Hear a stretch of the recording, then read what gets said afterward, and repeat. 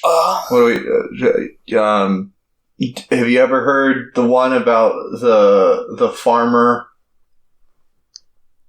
Oh, which one? He couldn't find his tractor, but then it was right behind him.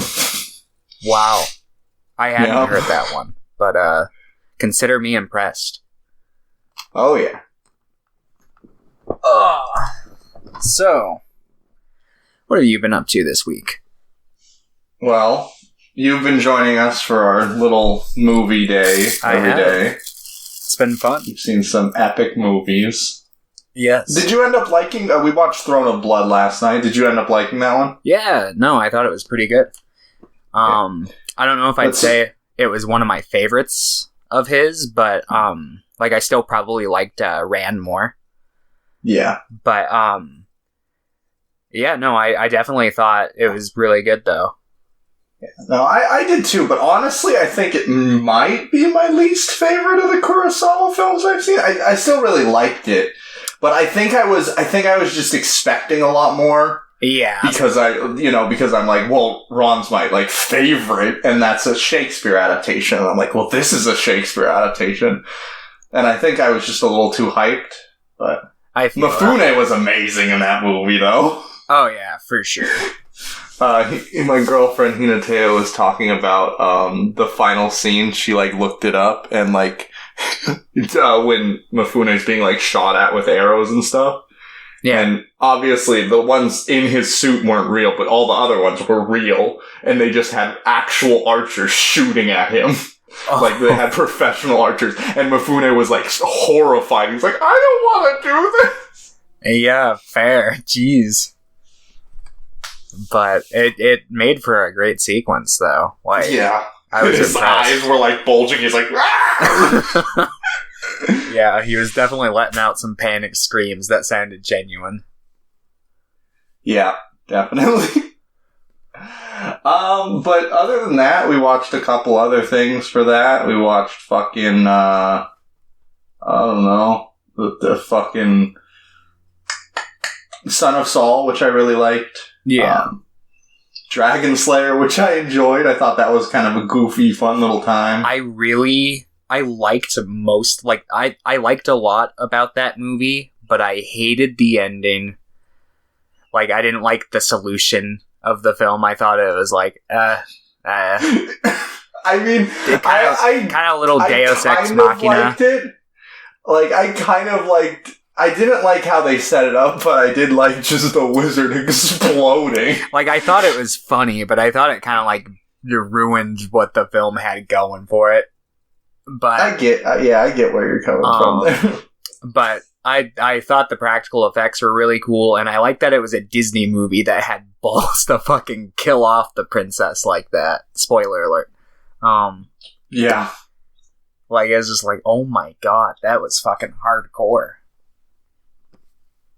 I would have loved it if the scene, if he had, somehow pulled through in that scene where he was, initially going to save the princess. That's where I think the film should have ended, but instead they, added more to it, and it was just, I didn't feel like the film needed that extra little bit at the end. That's what I felt really kind of foiled the whole thing for me. I get it. But I did like it. And I probably will watch it again in the future. Just how much I liked certain parts of it. I do. I like how much the protagonist was an idiot. Yeah, I thought it was pretty funny. By the way, your mic, I can hear myself a little bit. Oh, I think it's every once in a while. Right next to it. You're just blasting it. Yeah, here, I'll turn my computer volume down a little bit. There's a special behind-the-scenes look at Screen Weens where I tell Thomas to fuck off. Yes. And then we watched The Girl Who Left Her Time. Oh, that one which was very good. I just don't get it. I just don't get why people like Hosoda as a director. I'm trying to like him. But the two movies we watched, I've just thought were awful. Yeah. Yeah, I don't know if I'm going to watch any more of his movies. I might check out one more. And I'm going to try to watch Wolf Children, and I want to like it. Let me know what you think when you do. Because I've heard that's one that's been on my watch list for a while. And then me and Pierre watched Mobile Suit Gundam 0080 War in the Pocket, which is like a spin-off mini OVA. It's like 6 parts. I've got the DVD for it. I think it may be my favorite thing from Gundam so far. Nice. I love the original series, but that thing destroyed me. That thing was fucking amazing. Yeah, I'm interested to watch it. I plan on going through Gundam in the chronological order, so I'll get to it once I watch a couple other series in between the original series and that one. Yeah, well, I mean, the end of the original series takes place after the end of this one, so I'm like, well, already.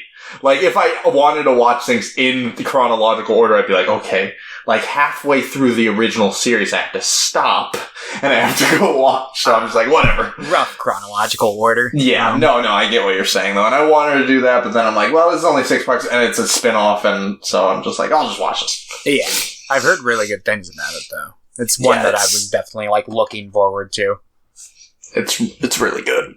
And then I watched, there's a new Mortal Kombat animated movie out that's readjusting the canon of the movies kind of thing, because there's obviously the new live action movie coming out next year.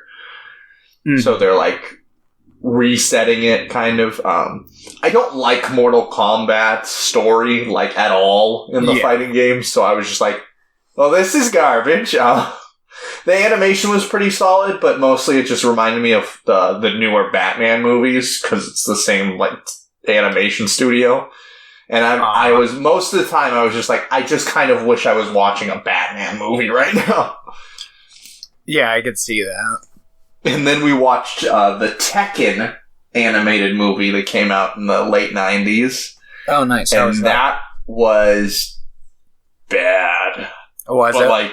People knew it. Most people agree that it's bad. But it was, really funny at times, too. Also, I just prefer Tekken, to Mortal Kombat, so I think I enjoyed myself more. And then, keeping on with that video game adaptation train, I watched House of the Dead last night. Yeah. And, I liked it. I gave it a 3 out of 10. But, walking into it, I was like, this is gonna be a 1 out of 10, this is gonna be awful. And then I was just, laughing a bunch. And, they were doing things, that I thought were actually interesting ideas. And it had more personality going for it than I thought. Because House of the Dead is another video game series I don't like. So I was just like, okay, cool. Yeah, classic Uwe for you. Watch some of his other films. I haven't seen any of his other films, but I know he does Blood Rain, and I'm pretty sure he did House of the Dead too. No, he produced House of the Dead too, but it was another guy. He did Alone in the Dark. He did In the Name of the King, A Dungeon Siege Tale 1, 2, and 3, I think. He did the Postal movie. He did the Far Cry movie. I think he did 3 Blood Rain movies. Yeah. I know he really wanted to direct the Warcraft movie. I know he did a Rampage movie at some point, because when the one with Dwayne "The Rock" Johnson came out, he was protesting it. Which is funny because it wasn't based on the video game. It's just called Rampage, but he was still my Rampage is better. No, he did 3 of those, and the first Rampage I've heard is the closest thing to a legitimately good movie he's made. Huh. I heard his restaurant's okay. I've heard, yeah. I know we've talked about going before. Yeah. And we will. Maybe one day. Once this plague is over. Yeah. Yeah, but that was fun. And then I couldn't sleep this morning. It was 5 a.m. and I'm like, I'm gonna watch a movie. So I watched this one called Three Resurrected Drunkards, which is a Japanese film by a man named Nagisa Oshima. And he's most notably done, have you heard of the movie Merry Christmas, Mr. Lawrence? No. It's set in World War II at a Japanese prison camp, and the main character is David Bowie. He plays the main character, or the main... He plays the main character. It's not the main... Yeah, you're right. Okay. He plays the main character. I was like, wait a minute, what? He also did a movie called In the Realm of the Senses. He's done a bunch of movies. Yeah, I've heard of that one. And then Death by Hanging, which I've heard is like his best. But this one was very bizarre. I'm actually going to talk about spoilers for it just for a second, because they're not like... I don't think they're super impactful. It's just really fucking weird, and I want to talk about it. So if you care, just skip ahead like 2 minutes. But so the movie's about these three Japanese guys that are on... These three Japanese students that are on their holiday, in this little seaside village, and they go swimming. And when they go swimming, there's a hole that opens up in the sand, and a hand pops out, and it starts stealing all their clothes and replacing them with a South Korean soldiers' uniforms. So somebody was taking their clothes and replacing them. So they put them on because they're like, these are the only clothes they have, and then they get mistaken for these Korean soldier runaways, and they're like, they have to run away or they're going to be deported back to a country they've never been to. It's very weird. But 40 minutes into the movie, at the exact halfway mark, they fall asleep and they wake up, and it's the beginning of the movie again. Oh. And it plays forward again, but with a different sequence. And it changes what happens. But, the first, 6 minutes are, the exact same. And I was like, did it break? But it was very strange. I ended up really enjoying it, but it's a weird fucking movie. I like shit like that. That's what, the rebuilds for Ava are. It starts off the same, and then they start, kind of going off track. So I like that kind of, circling timeline, or Groundhog's Day kind of shit. Assuming it's done well. Yeah, I ended up really liking it, and it really makes me want to watch more of his movies. So I'll probably check him out soon. He did 30 movies or something. Oh. Apparently apparently, I'm looking it up right now. I'm trying to find the quote. But apparently he hated Japanese movies.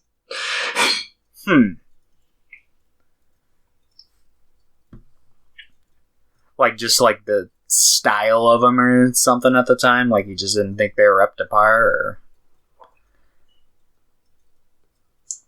Yeah, something like that. He just my hatred for Japanese cinema includes absolutely all of it. Oh, jeez. And I just think that's really funny. He's just walking around I hate making... I'm in Japan, I'm Japanese, and I'm making these shitty movies. Huh. That's interesting. I watched The Lion King 1.5 for the first time. Oh, yeah? I remember liking it as a kid. I don't know if I would now, but, I wish I had seen it as a kid, because I probably would have liked it, but I just thought it was, really bad. Don't they have, movies I wish I had seen as a kid. Dragon Slayer I wish I had seen as a kid. Yeah. Don't they have, fucking Fiddler on the Roof music in Lion King 1.5? Yeah. And it's just They what? Do, I think Sunrise, Sunset. Yeah, that's it. It's so weird. It's just what the fuck?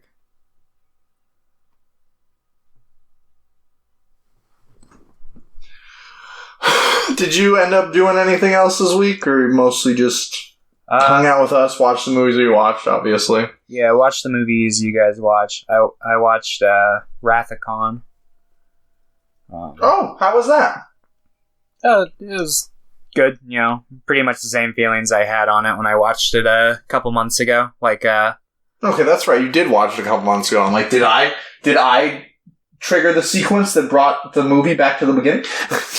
No, I just, I was just watching it out in the living room with my parents yesterday. But, yeah! Thomas is dead! Oh, yeah. Thomas is mom! Oh, yeah.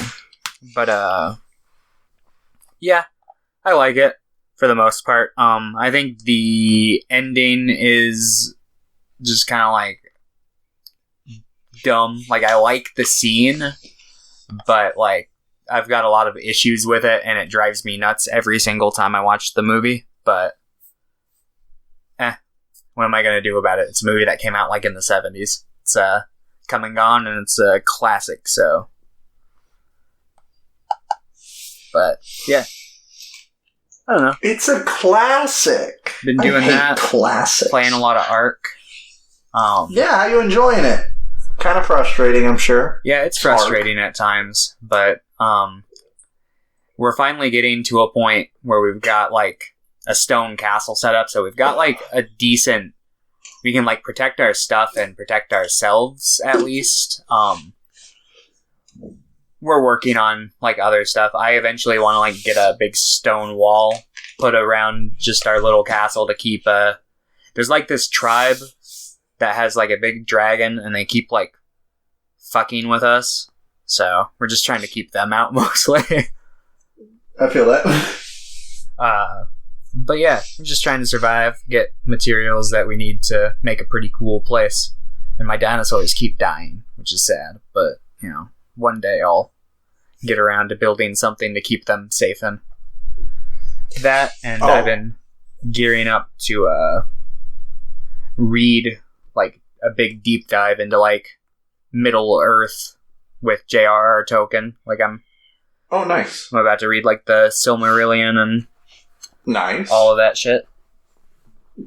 You're just so excited for the Amazon Prime Lord of the Rings miniseries. I kind of am. I'm hoping it's going to be good. They've got I just even if it's good, I'm just I'll watch it once and I'll be and I'll forget about this forever now. Maybe. Because I don't think I love the Lord of the Rings trilogy, so I don't think they can achieve those peaks. But fair. We'll see. They've got a certified Tolkien expert coming in to do it, and they're adapting stuff from his material. So I'm hoping it'll be decent, and hopefully capture the spirit that I like so much about his work. But who knows? And then I've been playing that train set game because it's pretty relaxing and watching What's New Scooby-Doo at night. That's pretty much how my nights go after everyone leaves. Oh. Because What's New Scooby-Doo is epic. I'm halfway through the series because I think it was 3 seasons. I can't remember actually. There's 3 seasons on Netflix, so I'm watching those. Oh, okay. Yeah, no, I remember. That was a pretty good one. Some of my favorite Scooby-Doo era episodes come from there. But I am kind of biased. I did grow up with it, so. Yeah, no, that's the same way I've been thinking. But I also had the first season of the original on DVD, and I watched that a lot. Yeah, I watched the original a lot, too. I didn't watch a lot of, the old original stuff, though, the side shit that they did. Scooby-Doo and the 13 Ghosts. Yeah, I don't think I ever watched that. I never saw, the shit with his cousin. I saw, Scrappy every once in a while in, the classic episodes, but... Yeah, but no Scooby-Dum. Yeah, exactly. Scooby-Doo. Man, I love Scooby-Doo. Yeah, it's pretty good franchise. I've seen all the movies except for one. I still need to watch the Boo Brothers. I don't know. I once I watch it, my journey will be over, It's, I remember really liking that one as a kid. I don't know if it'll be good. But hopefully it will be, since you're saving it for last. Yeah. Plus the Scoob movie. I don't know when the Scoob movie's coming out now, because it originally was supposed to. Oh yeah. Isn't it out? I've been seeing like memes or something surrounding like a scene from it or something. Like no, it's not. It was supposed to come out May 14th, I believe. Oh, okay. Must be just like promotional material then. Yeah, but mostly just chilling out. I'm gonna watch Dev soon, the new Hulu series, or I think it was an FX series, but it's on Hulu. Alex Garland was the showrunner. And it was like a 8-part miniseries, and I've heard very good things. So, oh, nice. Plus, Hinata, I know pretty much her favorite movie right now is Annihilation. I still haven't seen it yet. It's a good one. It's a good one. I also need to see what's that other one he did like a couple years before that one? Ex Machina? Yes, I need to see Ex Machina is excellent. I've heard good things about both of them. I need to just like sit down one of these days and watch them back to back. I can't remember, but I want to say I liked Ex Machina more than Annihilation, but I thought both were great. And then I want to watch that Judge Dredd movie that he wrote, but also apparently pretty much directed. Yeah, I've heard good things about that one. You're talking about the one that doesn't have Sylvester Stallone in it, right? Correct. Yes, okay. We should watch the one with Sylvester Stallone for the podcast. Oh, yeah, and then we can, it'll be a good double feature with The Punisher starring Dolph Lundgren. Yeah! And then we'll watch Rocky 4. Yeah, to bring it full circle. Yeah. Those were just the origin stories for them. None of the other ones. I need to watch the Rocky movies. Have you seen any of them? I've seen the first, but a very long time ago. So I don't really remember it. I was a child when I saw Rocky 1. The first one's decent. I haven't watched it in a really long time, so I don't know like where it would scale for me. But I've heard a lot of them are like pretty decent. They're fun, corny, like just action comedy movies. They're with a hint of drama in them. Like Eye of the Tiger. Oh yeah, like the first one's like kind of like a serious movie. I mean, it's more serious than the rest of them. And then the second one kind of like is this weird in-between tone. And then like the third one, they get Mr. T, and it's just like full self-aware 80s action comedy drama from there. And then the fifth one's the really bad one, right? Yeah, the fifth one's the one that like Sylvester Stallone like disowned and is like, no, it doesn't exist. What are you talking about? Never heard of it. Rocky 5? Never heard of it. That's Rocky Balboa. Yeah, so, and then he tried to bring it back to like a more serious tone with Rocky Balboa, and then they did the Creed movies, which I have not seen yet. I've been meaning to, but I haven't watched any of the Rocky movies in years, and eventually one day I'll just sit down and watch through the entire franchise. Nice. Yeah. Oh, and I started reading Mary Shelley's Frankenstein last night. Oh yeah? How is it? It's pretty good. It's very bizarrely written. Is it through letters like Dracula is? Yeah, but it's through I'm pretty sure the person writing the story, like writing the letters in the book, is like the person on the boat, isn't it? On the boat, yeah. Yeah. So it's very strange. Yeah. I only read the first 2 letters, so I'm like 6 pages in. Just because I was like tired, but I couldn't fall asleep, and I was like reading, and I'm like, well, now I'm just tired, but I still can't fall asleep.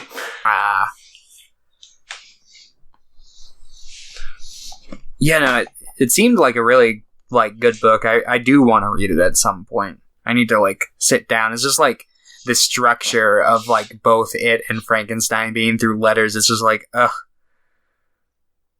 I don't know.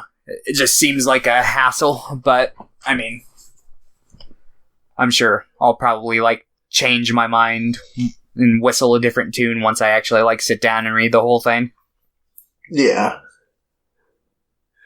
I don't know. I like weird kind of writing stuff like that. That's interesting enough to me to get me interested in it. I just like my attention span for reading is just so drained, and I don't know why. Like I feel like once I get back into reading books, I'll be fine.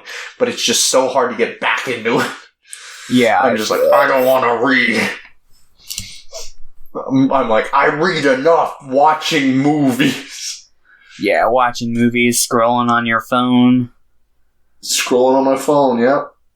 Going on the Reddit. Oh, yeah. Alright, well, that's what we did this week. Very epic, very exciting. Are you ready for some questions? Hell yeah. Alright. Oh god, hold on. I opened a Monster Energy drink. I don't have that, but I'll crack open a soda with you. And Monster got onto my keyboard, so it was clean. Oh, nice. Alright. From Pierre de Poyo, quest on. Number 1, do you think that the 2020 pandemic will become a popular setting for stories in the future? Well, yeah. Coronavirus Zombies by Charles Band already came out. Did it? Oh my god. Yep, and it's 85% redubbed footage of...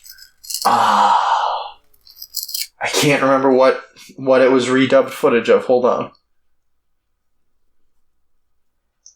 Yeah, I was gonna say, like, how did he get out and make a movie when he's supposed to be, like, in quarantine?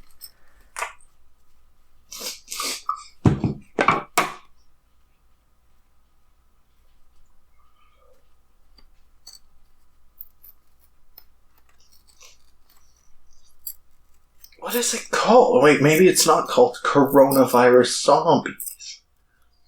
Oh. Oh, Corona Zombies, my bad. Ah.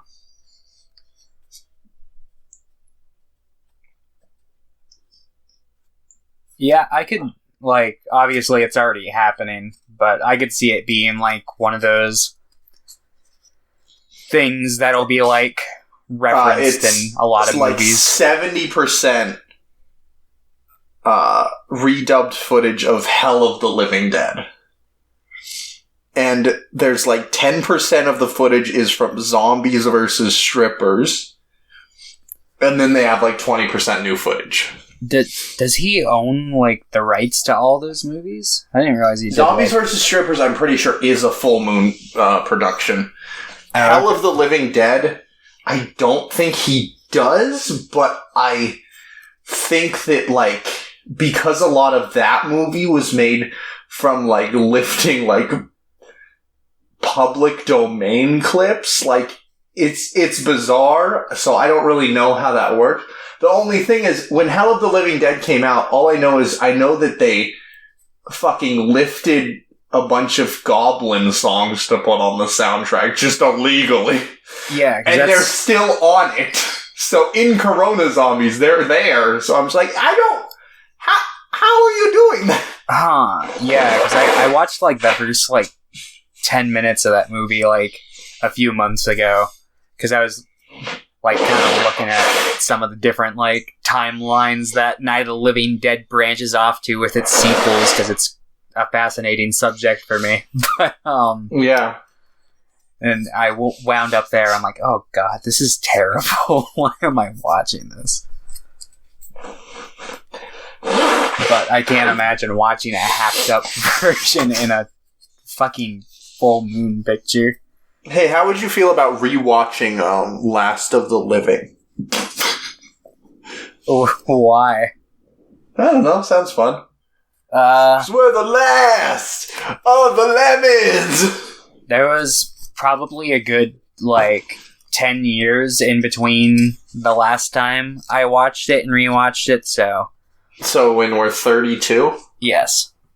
Okay, cool. On episode fucking 500 of the podcast. Oh, jeez. Got a runny nose today. Hopefully I didn't get sick. I had to go to the store yesterday. Uh-oh. There was a giant-ass line I had to wait in to get into the store. Damn. Yeah. Alright. But yeah, it's pretty much any virus is going to have a bunch of movies that come out to exploit it. There's going to be... I don't even think it'll be in the future. I think it'll be in the next 2 years. There'll be a lot of movies, and then it'll be done. Yeah. Question number 2. If someone could brainwash criminals into confessing to crimes, would you consider the one doing the brainwashing to be a good guy? Say, is it ethical for Professor X to force guilty criminals to give confessions? Okay. Well, I have like a huge list of problems with this weird scenario that Pierre has crafted for us here. Okay. So, first off, he says, if you, like, would this man be a hero if he could mind control people into confessing crimes? And it's like, okay, no, that's not credible at all. It's like, if he could mind control them, like, I don't think it works like that. So he'd have to be like a next tier level, like, hypnotist, like a certain movie we watched today. What? What? What movie? I don't know what you're talking about, but I'm so excited to talk about that movie, by the way. Yeah, so am I.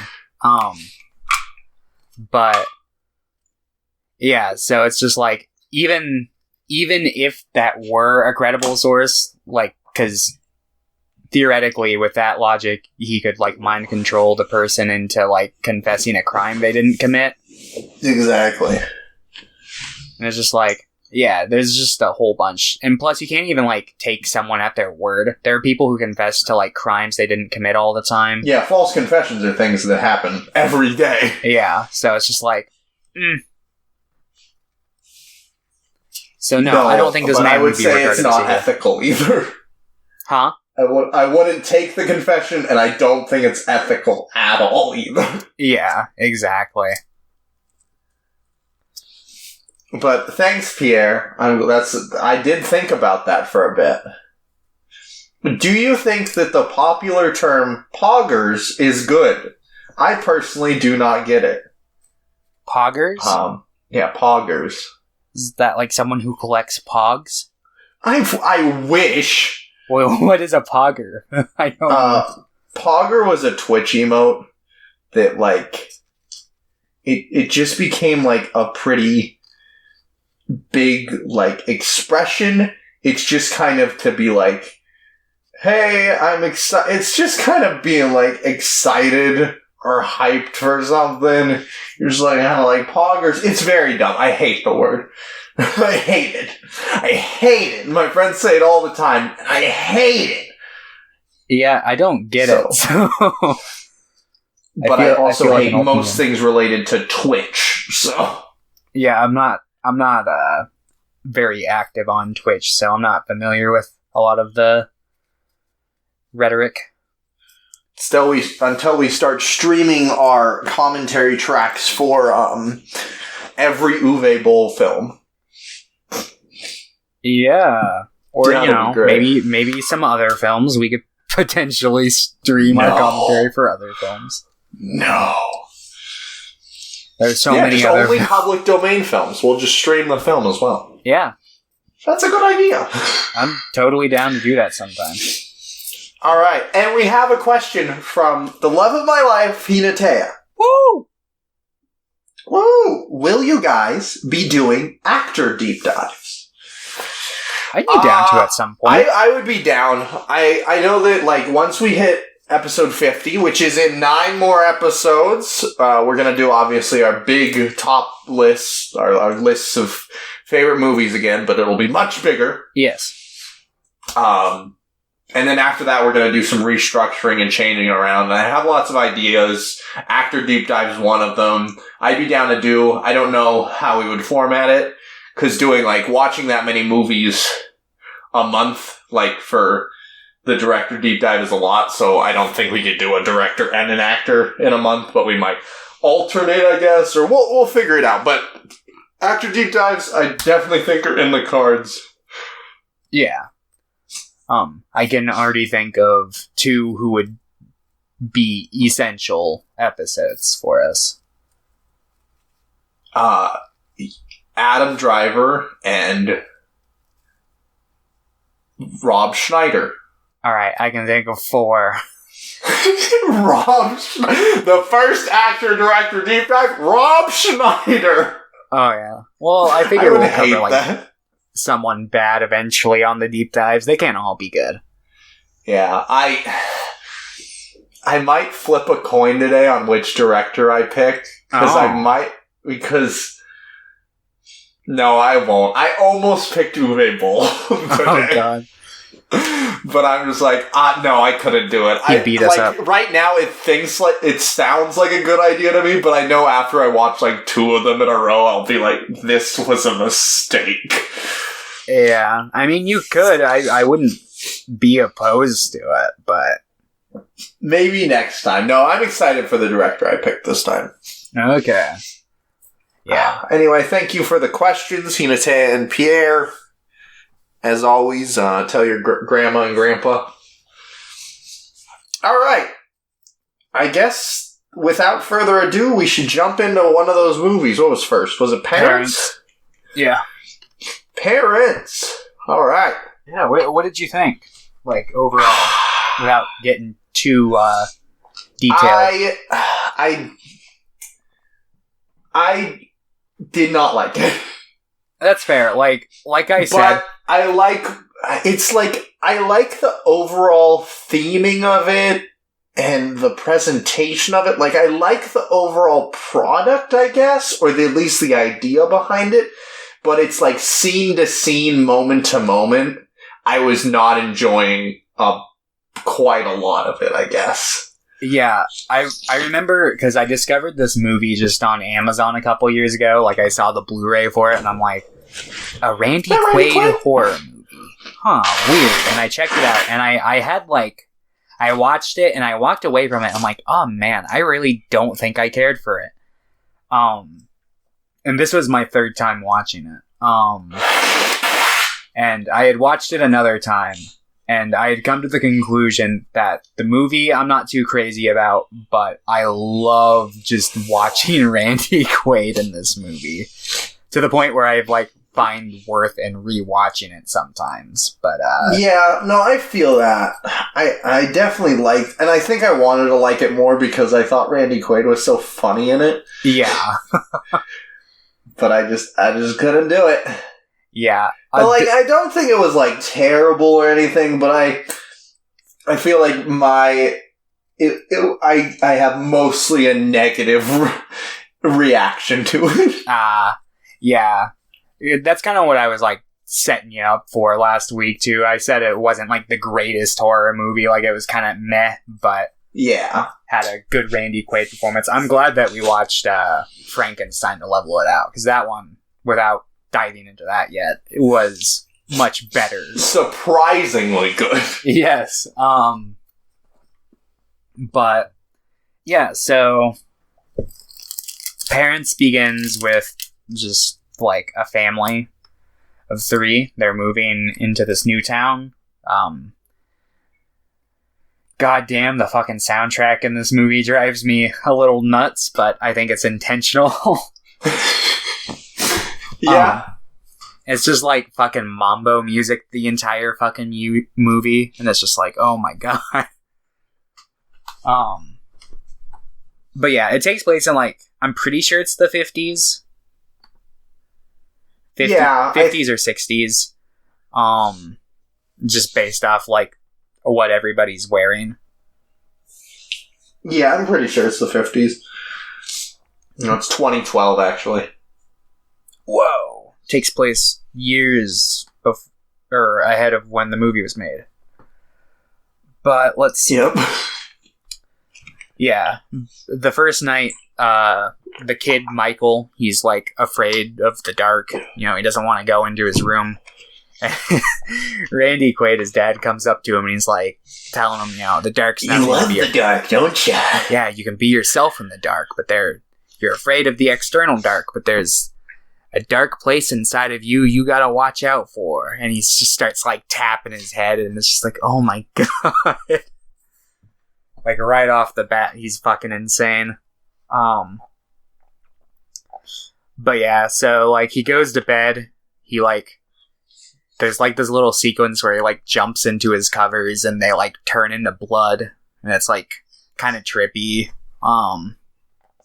Yeah, I like most of the dream sequences in this movie as well. Yeah, I like the dream sequences in this movie quite a bit. Like, I like the one that they show later on in the movie without getting to it quite yet. But, yeah, so the next morning, Michael tells his mom... Let me get the mom and dad's names, because... Randy Quaid and Randy Quaid's wife. Nick and Lily. Randy Quaid and Randy Quaid's wife. Yeah, fair. Mary Beth Hurt is the name of the actress who played his wife. Yeah. She's in Bringing Out the Dead. Huh? The Scorsese Nick Cage film, Bringing Out the Dead. Oh, is she in that? Yep. Huh. Cool. She has, like, a smaller role in it, but she's in it. That's a good movie. I could believe it. But let's see. Oh, yeah. So, Michael tells his mom the next morning that he was having nightmares, and then she, like, cuts her finger on a knife and tells him to get out of there. And he goes and he, like, watches his dad, like, kind of... Golfing. Swing golf balls in the front yard. Putt 'em, whatever the hell you call it. And then, like, his dad kind of spots him through the window and kind of, like, gives him a weird stare and a gesture. And then Michael pretends to, like, shoot him through the window. But then he's just, like, down in the cellar.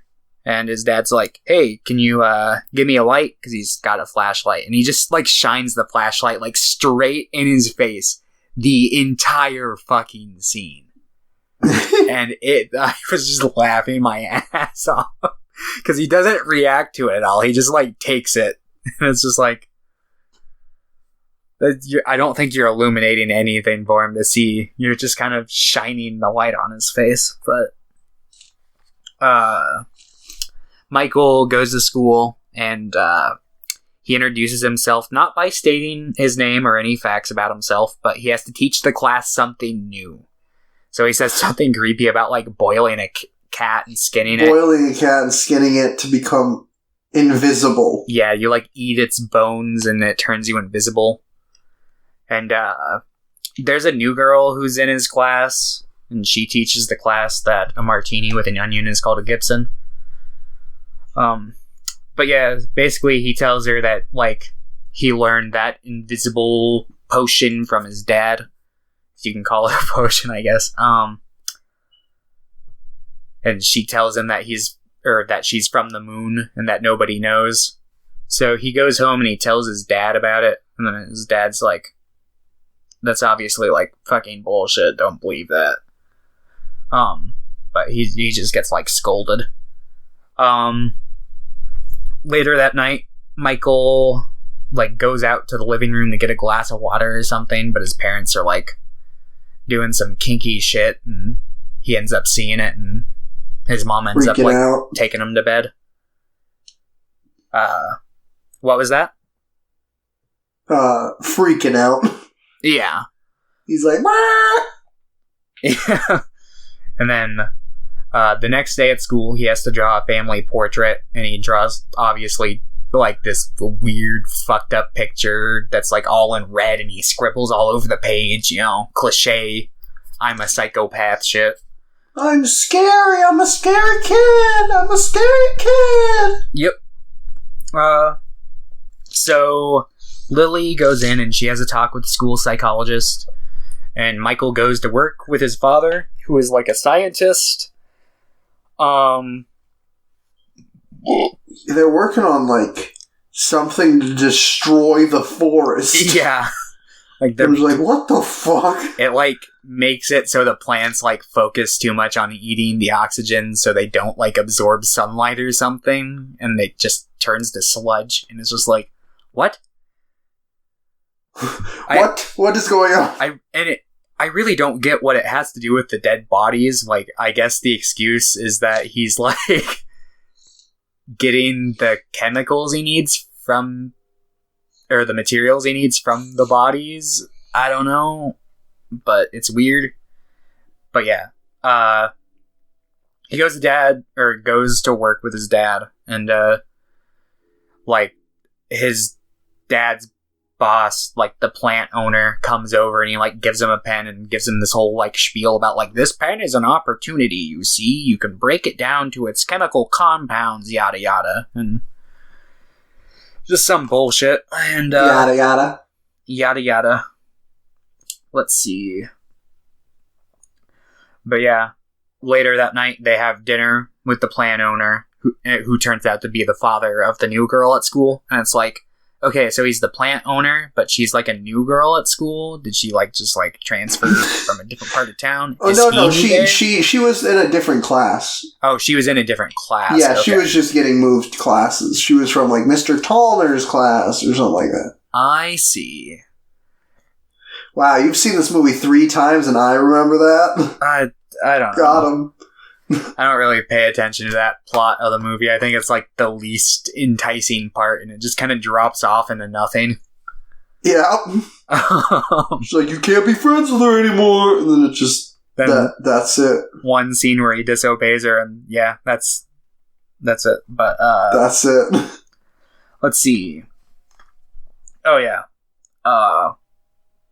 So yeah, they have like dinner that night, and we see like Randy Quaid and Lily, Nick and Lily, out.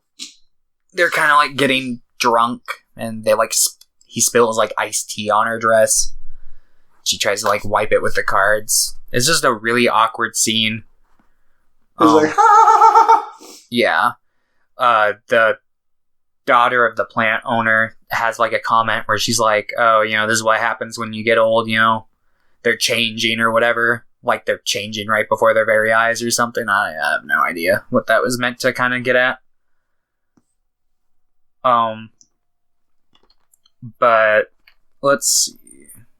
Pull it up here. The next morning, Michael watches his dad make breakfast, and his dad's like, "You're watching me? Good. You're watching me make breakfast, huh? That's smart. You know, you can make breakfast." He then goes on to tell his son, he's like, you know, people are gonna fucking be watching you everywhere. At school, at home, hell, even in the bathroom. And it's just like, what the fuck? What are you saying, Mr. Quaid? I like to think that wasn't part of the script. It was just like Randy Quaid being himself. Because, like, if you like, nowadays. Well, yeah, I honestly think that, like, Randy Quaid is crazy. Yeah. And it's gotten worse, like, over time. Because I'm just like, is this just, like, looking into the future? Because this is just how Randy Quaid is now. Yeah. And I'm like, Randy Quaid, please go see a doctor. Yeah, please. I know he's old and he's probably just gonna die soon, but... I mean, not, like, soon. He was in, like, a movie last year. Or he was in something last year. And it was, like, the only thing he's been in for, like, the last 10 years. Parents 2. Electric Boogaloo. All You Can Eat. All You Can Eat. Let's see. What's he been up to? A comedy about a heavy subject. Oh, God. This looks terrible. What is this? Huh. Oh, it's also known as... It's also under the title, Wait. Oh, yeah. Yeah, it is. Oh, it comes out this month. In the USA. Oh, it has Jason Mewes in it? What the fuck? This looks... I might have to check this out. Just out of sheer curiosity. Wow, from the director of She Wants Me with Charlie Sheen. Whoa. I bet this is going to be like the comeback. You know, the redemption arc for Randy Quaid, this movie. Yeah, the redemption arc. Yeah, he hasn't done anything in quite a while, though. Like, yeah.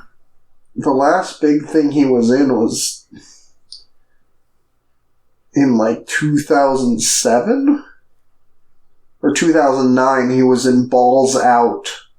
Gary the Tennis Coach with Sean William Scott. Yeah. Wow. I think I saw that. We should watch that.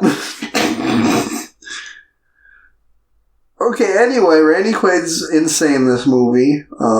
Yes. Let's see. Let me pull up my notes again. Oh, god damn it.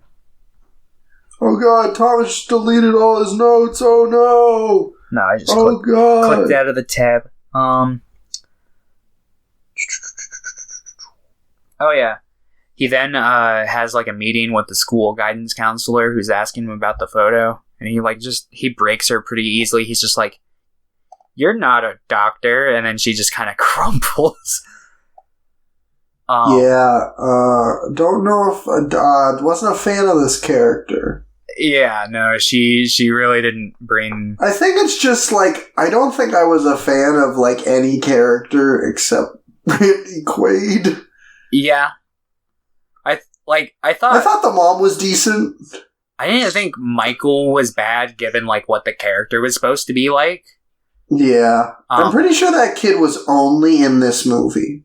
That would make sense. I mean, lots of like child actors who act in these kind of independent movies only see one. I mean, there are lots of child actors in giant movies that only do one movie. Like the Danny in The Shining was only in that. I'm pretty sure he didn't act in anything else. The Shining's a movie. The Shining is a movie. Anyway. Danny Lloyd. Well, I mean, he was in Dr. Sleep. The actor who played Danny in the original? Yeah. Was he? Yeah, he has like it's not like a big fucking role or anything. It's mostly like, look, it's Danny. No, that's kind of neat, I guess. Yeah. And then fucking Alexander from Fanny and Alexander. He was only in that. If I remember you stating that correctly. I think. Yeah, probably. Yeah. I want to rewatch Fanny and Alexander because I think if I remember correctly, it's Bong Joon-ho's favorite Bergman film. Yeah, no, I'm probably gonna like rewatch it once I like actually go through at least a large sum of his other movies that I haven't seen. That way I can kind of like get that feeling of completion again once I come back around to it. He's in After the Rehearsal, another Bergman film, and that's it. Oh, okay. Huh. And he's a Swedish civil engineer now. Well, good for him. What a great guy. We should get him on the podcast. Yeah. I mean, we'd probably have to learn Swedish, but... I'm sure he knows English. That's very American of you to assume that. No, I mean, Sweden's smart. Most Swedish people know English. Yeah. I wouldn't be able to comment on that. No, it's mostly American of me to only know one language. Yeah, that's most other countries are filled with people that know more than one language. Fair. Alright. But, let's see. So, the therapist appointment does not go great, or the school counselor, whatever it is. Yeah. Let me pull up plot summary, because that's where my notes for that one end. And then what happens next will blow your mind. Whoa. Not really. It's mostly just fucking Michael's friends with the little girl. She's really weird. She says a lot of weird, creepy things to him. Is this like the scene where she like invades his house? I think so. Yeah.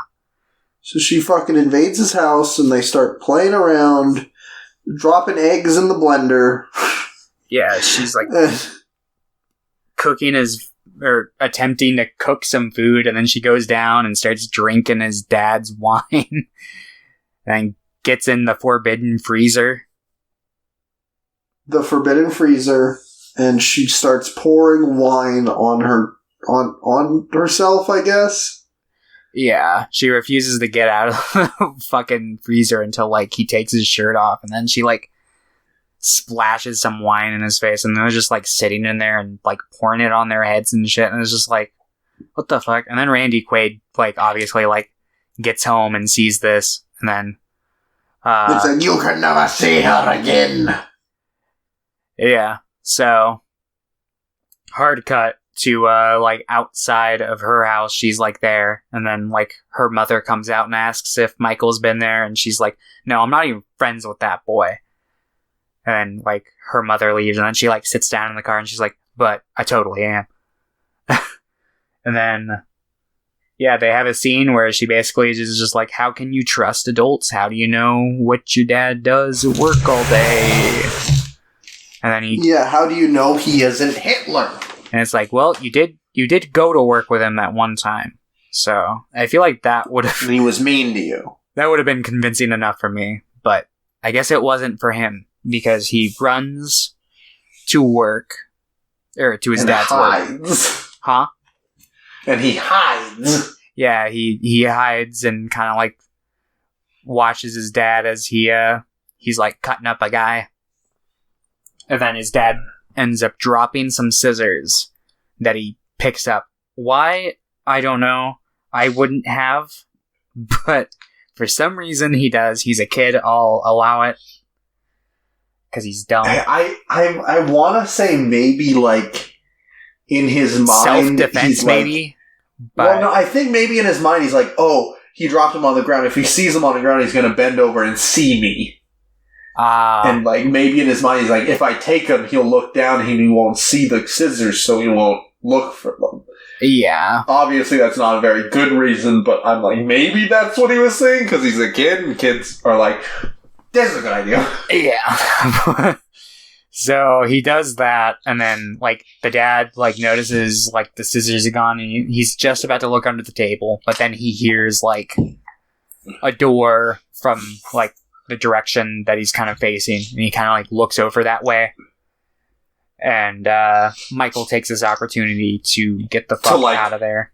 Like, kind of swiftly walk away. Yeah. It's really funny because, like, Michael, whenever he's sneaking around, it doesn't look like he's sneaking. Like, he's just kind of walking regularly. Yeah. And his dad's just really bad at looking around.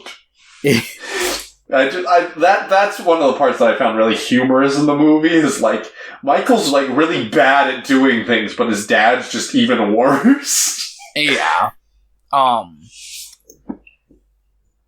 Yeah. This whole time, there's also been, this plot building up. It hasn't been, like, super prevalent, but, his parents will cook meat that looks really gross, and he just refuses to eat it, and they'll, like, whenever, like, they talk about, like, it, they're just like, oh, you know, it's meat from the old house. Oh, it's from the fridge, silly. It's leftovers. And you're like, well, what's the leftovers of? The things that were leftovers to be. Yeah. And so... Which, you know, it's, like, pretty obvious throughout the entire movie that they're eating human meat. Like, the tone of the film, the way they're, like, portraying everything, it's obvious that it's either human meat or Michael's going crazy and he just thinks it's human meat. Yeah. But it's this part where Michael is walking home and his dad drives up and then, like, hard stares. Hiya, sport, you want to ride hop? You want to what? Hop in the foxhole, soldier. Come on, soldier, get in the foxhole. Yeah, so it's just like... But like, what a weird thing to say. It's like, oh man, I don't know if you're the foxhole. I think outside of the car is the foxhole. But, yeah, so he, gets in the car. He's about to touch the laundry, but, his dad's like, don't touch the damn laundry. And then... Yeah, he's like really aggressive. He's like, don't touch. Get your damn hands off the laundry. Yeah. And I'm just like, sir, stop speaking to your child this way. You're making it seem so much worse. Like, of course he's going to want to see what it is now that you've been like, get your damn hands off the laundry. There was also a scene earlier where he was being yelled at for, like, the girl who had come in through the house. We forgot to talk about this scene. But basically, like, they kind of, like, the dad is like, you don't look like me, you don't act like me, yada yada, I'm not thinking about you. And it's just like building up to this whole thing that's about to happen. But basically, yeah, Michael goes home that night. He refuses to eat his meat. So his mom's like, oh, we'll just send him to bed like always. And his dad's like, no, we can't just send him to bed every time he refuses to eat. And then he drops the scissors. And his dad's like, oh, where'd you get these? The kid's like fucking mashing both of his hands into his face. He's like, I don't know where I go. I found him on the front porch. And he's like, is that a fact? And him and the mom start arguing, and the kid just, like, goes to bed. And then, in the middle of the night, he wakes up, and he goes into the basement, where he finds, like, a body hanging up on a hook. And he's like, ah! And he runs back to his room, where his dad is waiting for him. And he's like, where'd you go, son? And he's like, what do you got in your pocket? Pull it out. Give it here. And he pulls out like a fucking, like a ho-ho or whatever the fuck that was. Yeah, some kind of frosty treat. And he's like, what did I say about snacks at 1 a.m.? He's like, oh, sorry. They're not good. Go to bed. And he puts him to bed, and then he goes out, and then the next day at school, Michael talks to the social worker, guidance counselor lady. And he's basically like, there's some shit going on, but I can't really tell you. And she's like, of course you can. He's like, no, I can't. So he takes her to his house, and he shows her. And she starts freaking out. And then she, like, ends up, like, hiding in, like, their fucking kitchen cabinet, where she ends up getting, like, the fucking... she makes, like, the dumbest decisions ever in the scene, because she's like, someone chases her in there, who obviously has, like, malicious intent, and then she, like, breaks open, like, the little, like, peeping thing to, like, see them, and then they start, like, stabbing in with a knife, and she's, like, doing a pretty decent job at dodging it, but one time she she, like, dodges it all, and then she tries to grab the knife by the blade, and then that obviously doesn't fucking work. And then they start, like, they use, like, a fucking, what is that called, a mace? Like, one of those fucking, like, medieval fucking spike balls on a stick. Yeah, a flail. A flail, yeah. But wait, like, no, it was a mace, because it wasn't hanging off the stick. Oh, okay. Yeah, it was a mace. Okay, so a mace, like, goes through, and then she just kind of, like, steps out, and she's like... And then she's like, well, he must be gone! And then she immediately gets hit with a golf club. And then we see, like, the parents are pretty content, you know, they're not, like, screaming at Michael or anything for bringing her there. They're just making some meat, and they're like, dinner's ready. And then, like, right as he, like, exits the kitchen, Michael, like, whacks his dad in the gut with a baseball bat. And then they basically just tie him up and they're like, all right, yeah, you figured it out. You did the math. We eat people. Congratulations. Look, you're kind of this weird in the middle, you know? You're not really with us, but you're not really one of them. So you're an outsider. Yeah. I know. So you might as well just get used to, you know, eating people because it's what we do and you're never going to fit into life out there. And he's like, I fucking hate you guys. You guys are terrible people. And he's like, nah, you just don't get it, Michael. And he's like, I'm going to untie you and you're going to eat some of this fucking meat. So he does. He unties him. What? Why? I don't know. Bad strategy. Because he just picks up a knife and then just, like, stabs him in the shoulder. And he's obviously, like, pissed after that. And he's like, that's it, you little shit. I'm gonna kill you. And the mom's like, no, what the fuck? You're not gonna kill our son. And he's like, we'll just have another one. We'll raise him right. This one was fucking a dud. And he starts, like, taking him down towards the basement. But then the mom, like, stabs the dad and like straight in the fucking spine. Yeah. And then he like pulls the knife out of his shoulder and like stabs her or something like that. She like instantly dies. Yeah. So then he goes down to the cellar. Also, like, they knocked over a candle and caught like the kitchen table on fire. That'll be important here in a second. But, downstairs, Michael's, like, basically hiding. His dad's, like, barely standing. He ends up, like, knocking down the huge, like, wine shelf he has onto him and knocking himself out. And then Michael runs out. There's, like, a gas leak. And then the house explodes.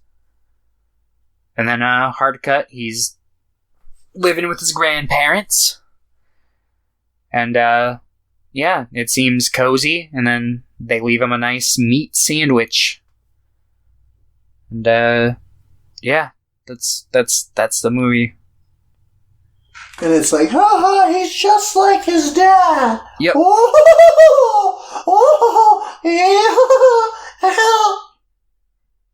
Yeah. And the cycle continues. And it's just like, oh boy. Oh boy, meat sandwich. I know you said the meat looked pretty disgusting, but there were a couple times where the meat, where I was like, I'd fucking eat that. I don't care if it's human. Oh man, no. The meat in this movie looks gross to me. I'm just always like, I thought it looked pretty appetizing.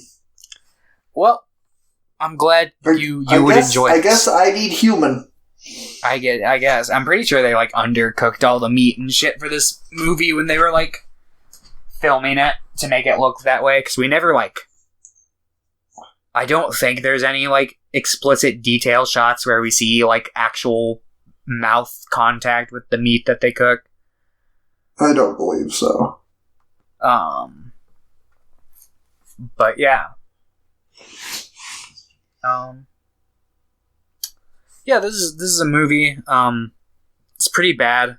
Pretty by the numbers, you know, what you'd expect. I like this, like I said, I like the Randy Quaid performance, and it definitely has, like, this, like, intimidating, like, atmosphere to it. Like, you definitely, like, can, I don't know, whenever I watch this movie, I, like, always put myself in Michael's shoes. I'm like, oh yeah, this would be, like, a terrifying situation to be in. Yeah, I feel that. I think I don't like the fact that atmosphere is present from the first scene. Yeah. I would have preferred if it creeped in a little more. But it's just like, these are the evil people, like, the whole time. Yeah. It does make it pretty obvious the whole movie. It would have been nice if we had, like, a little bit of time where it's like, oh yeah, you know, they actually kind of seem normal somewhat instead of being creeps the whole movie. But yeah. Yeah. I mean, it wasn't terrible, but I mean, unlike you, I don't think I'm ever gonna watch this movie again. It's definitely gonna be a good while before I ever rewatch this again. And when I do, it's going to be solely for the Randy Quaid.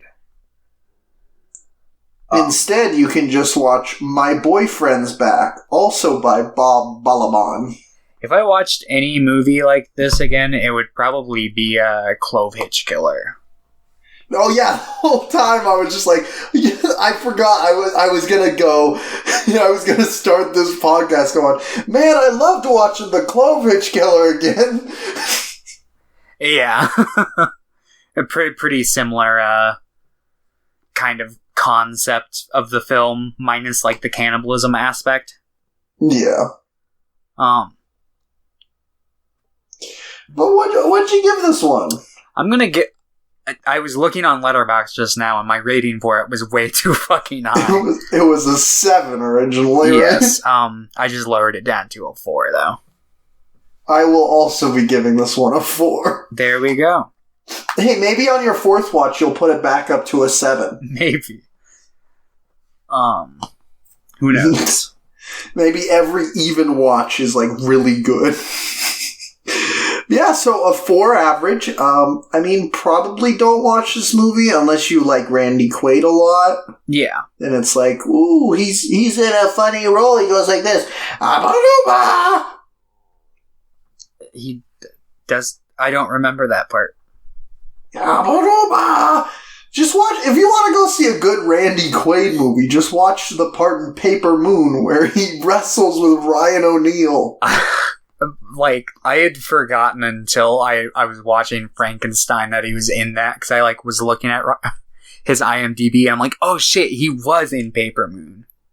Man, we've watched so many movies on the podcast, you know? We've watched quite a few. That was like half a year ago. Yeah, no, it was a good while ago. Whoa, he's in The Wraith. He's in the what? With The Wraith. With Charlie Sheen. Ooh. I don't know what this is, but it looks like something I'd like because it looks garbage. Well, I was expecting this to be a garbage movie that I kind of liked, so I was a little sad that I didn't really like it. Ah. You know what's a good movie, though? Kingpin. Go watch Kingpin. Kingpin is a good movie. Go check that one out. It's better. That might be like my favorite Farrelly Brothers movie. Yeah, I'd probably back that sentiment. Definitely better than Green Book. But I even like I used to love Dumb and Dumber, but I think Kingpin's probably their best. Yeah, I think Dumb and Dumber is really good, and culturally it's obviously the bigger film, but Kingpin is the better one, in my opinion. Yeah. Woody Harrelson's amazing in that movie. The whole cast is amazing in that movie. It's so funny, and it's got such a great soundtrack. That's true. All right, without further ado, let's continue on to Thomas's second pick, which is the 1992 David Wicks Frankenstein made for TV on the TNT channel adaptation. Yeah. Was this made for, like, Monster Vision? I don't know if it was. It might have been. It was made by Turner Movies. Yeah. And it went on TNT. TNT used to have Monster Vision. Yeah, I don't know if it was like during 92, if they had, I don't know when Monster Vision was a thing. Yeah, I'm not sure when it spanned either. It was before my time.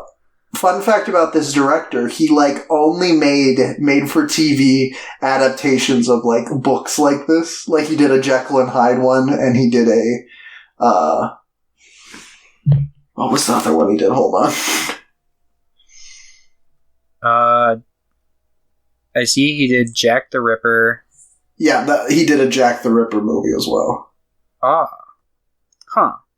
And Michael Caine's in both of those. Yeah.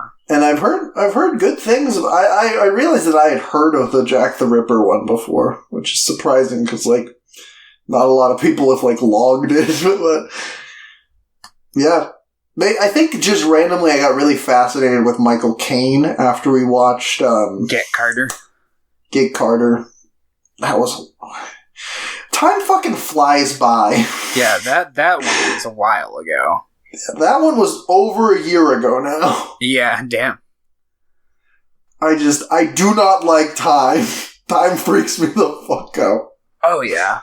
Especially since, like, I was watching a bunch of shit on Relativity last night, and, I'm not gonna try to, like, fucking explain it on here, because I would not be able to.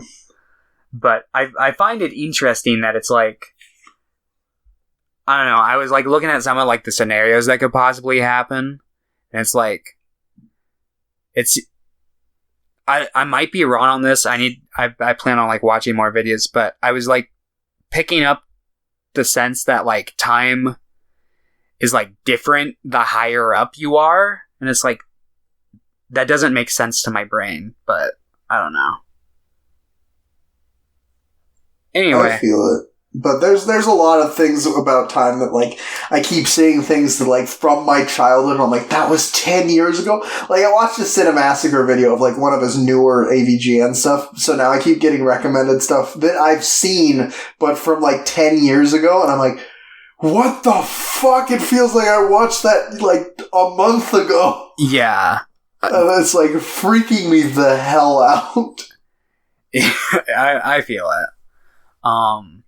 Yeah, because I was like, holy shit, the Lord of the Rings movies are, like, fucking almost 20 years old now. Yeah, next year I'll be in Fellowship's 20th anniversary. And it's just like, god damn, it doesn't feel like that. Like, that's, like, the same time span that it, like, roughly that it was between, like, when I was a kid and when Star Wars came out.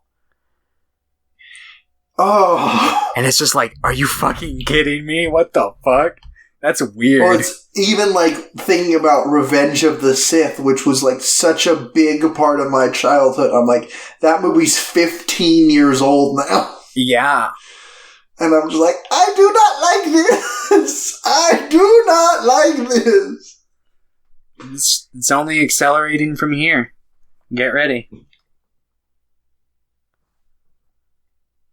Anyway. Okay, so let's talk about Frankenstein. So I have heard from my research, I obviously haven't read the book, because I talked about me starting it earlier in the podcast. Yeah. But apparently, this is one of the closer adaptations to the book, besides The Origin of Life. So, like, in most Frankenstein adaptations, and I think it's pretty heavily hinted at in the book, Dr. Frankenstein uses body parts, puts them together, makes a zombie man. Yeah. In this one, however, he has this strange copy machine. copy machine that clones things, and he's used it in the past to combine animals. Yeah. Like, he has a snake cat and, like, a porky bunny. Like, rabid porcupine bunny. I want to say there was, like, because neither of those things would be, like, rabid, so I'm like, is there, like, a third thing in that? Maybe. Like, but, I really like the look of both of these things. Like, this movie's pretty cheap in a lot of places, but then other places I'm like, well, this actually looks, like, pretty decent. yeah. Like, Frankenstein himself, the monster himself looks pretty good in my opinion. I'm not a huge fan of, like, the overall design, but, like, the makeup looks solid for what they were going for. Yeah. But, like, at other times, like, at the beginning of the movie when they're on the ship, anytime they're on the ship, I don't know if it was just me, but it looked really, really cheap to me. Yeah. But most of the other, like, places in the movie looked fine to me, so I don't know why the ship looked so bad. Maybe it was just that I'd have to look at it again, but maybe it was just, like, one of those, like, fucking sets that they had built against, like, an obvious backdrop or something. Yeah, possibly. I was watching kind of a low-quality version, so... you have the DVD, right? Yeah. Yeah, good thing I bought it on YouTube.com. Ooh. So the movie starts with fucking a chase scene through, like, the snow, like, these snowy, icy plains. Yeah. And it's fucking Randy Quaid and the main character, I can't remember his actor's name, Frankenstein. They're chasing each other, but Frankenstein, what happens to him? Does he fall off and hurt himself, or what? Like, his like, fucking dog sled leash, like, fucking breaks or something, and he ends up, like, losing his dogs. But he gets helped by these... What are they doing there? Are they fishermen? I'm pretty sure they're supposed to be exploring the Antarctic, but... They got stuck. Yeah, they're, like, currently stuck. Their ship's stuck, and they're waiting for, like, the current to pull them through and the ice to shift. Yeah.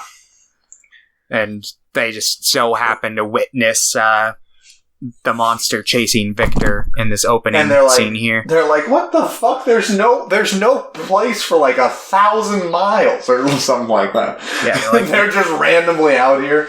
But they get the doctor on board, and he's like, you have to get it ready. The monster's going to attack at dawn. Yeah. So they just think he's like insane for a bit, but then he begins to tell his story. Yeah. And we then cut to some sort of academic ceremony where Victor is clearly, like, favored by the student body. He, like, gets an award for his outstanding medical science surrounding, like, the human anatomy or something like that. And they, like, the entire student body, like, fucking picks him up and, like, carries him outside. And they're, like, cheering, and he's like, look, you know, you guys can't be doing this, you know, you're only validating whatever opinions they have of us, you know, you need to act civil, and you need to attend your classes, yada yada. And then they go I do think this first ceremony was really funny, just because, like, all the people are, like, just kind of watching it as they say the different people that could win the award. And then it's like, for Dr. Victor Frankenstein for his work in the body. And everyone in it starts, like, screaming and clapping. Yeah. And I'm like, what the fuck? Because nowhere else in the movie does it really, like, imply that he's really popular. It's just kind of in this scene.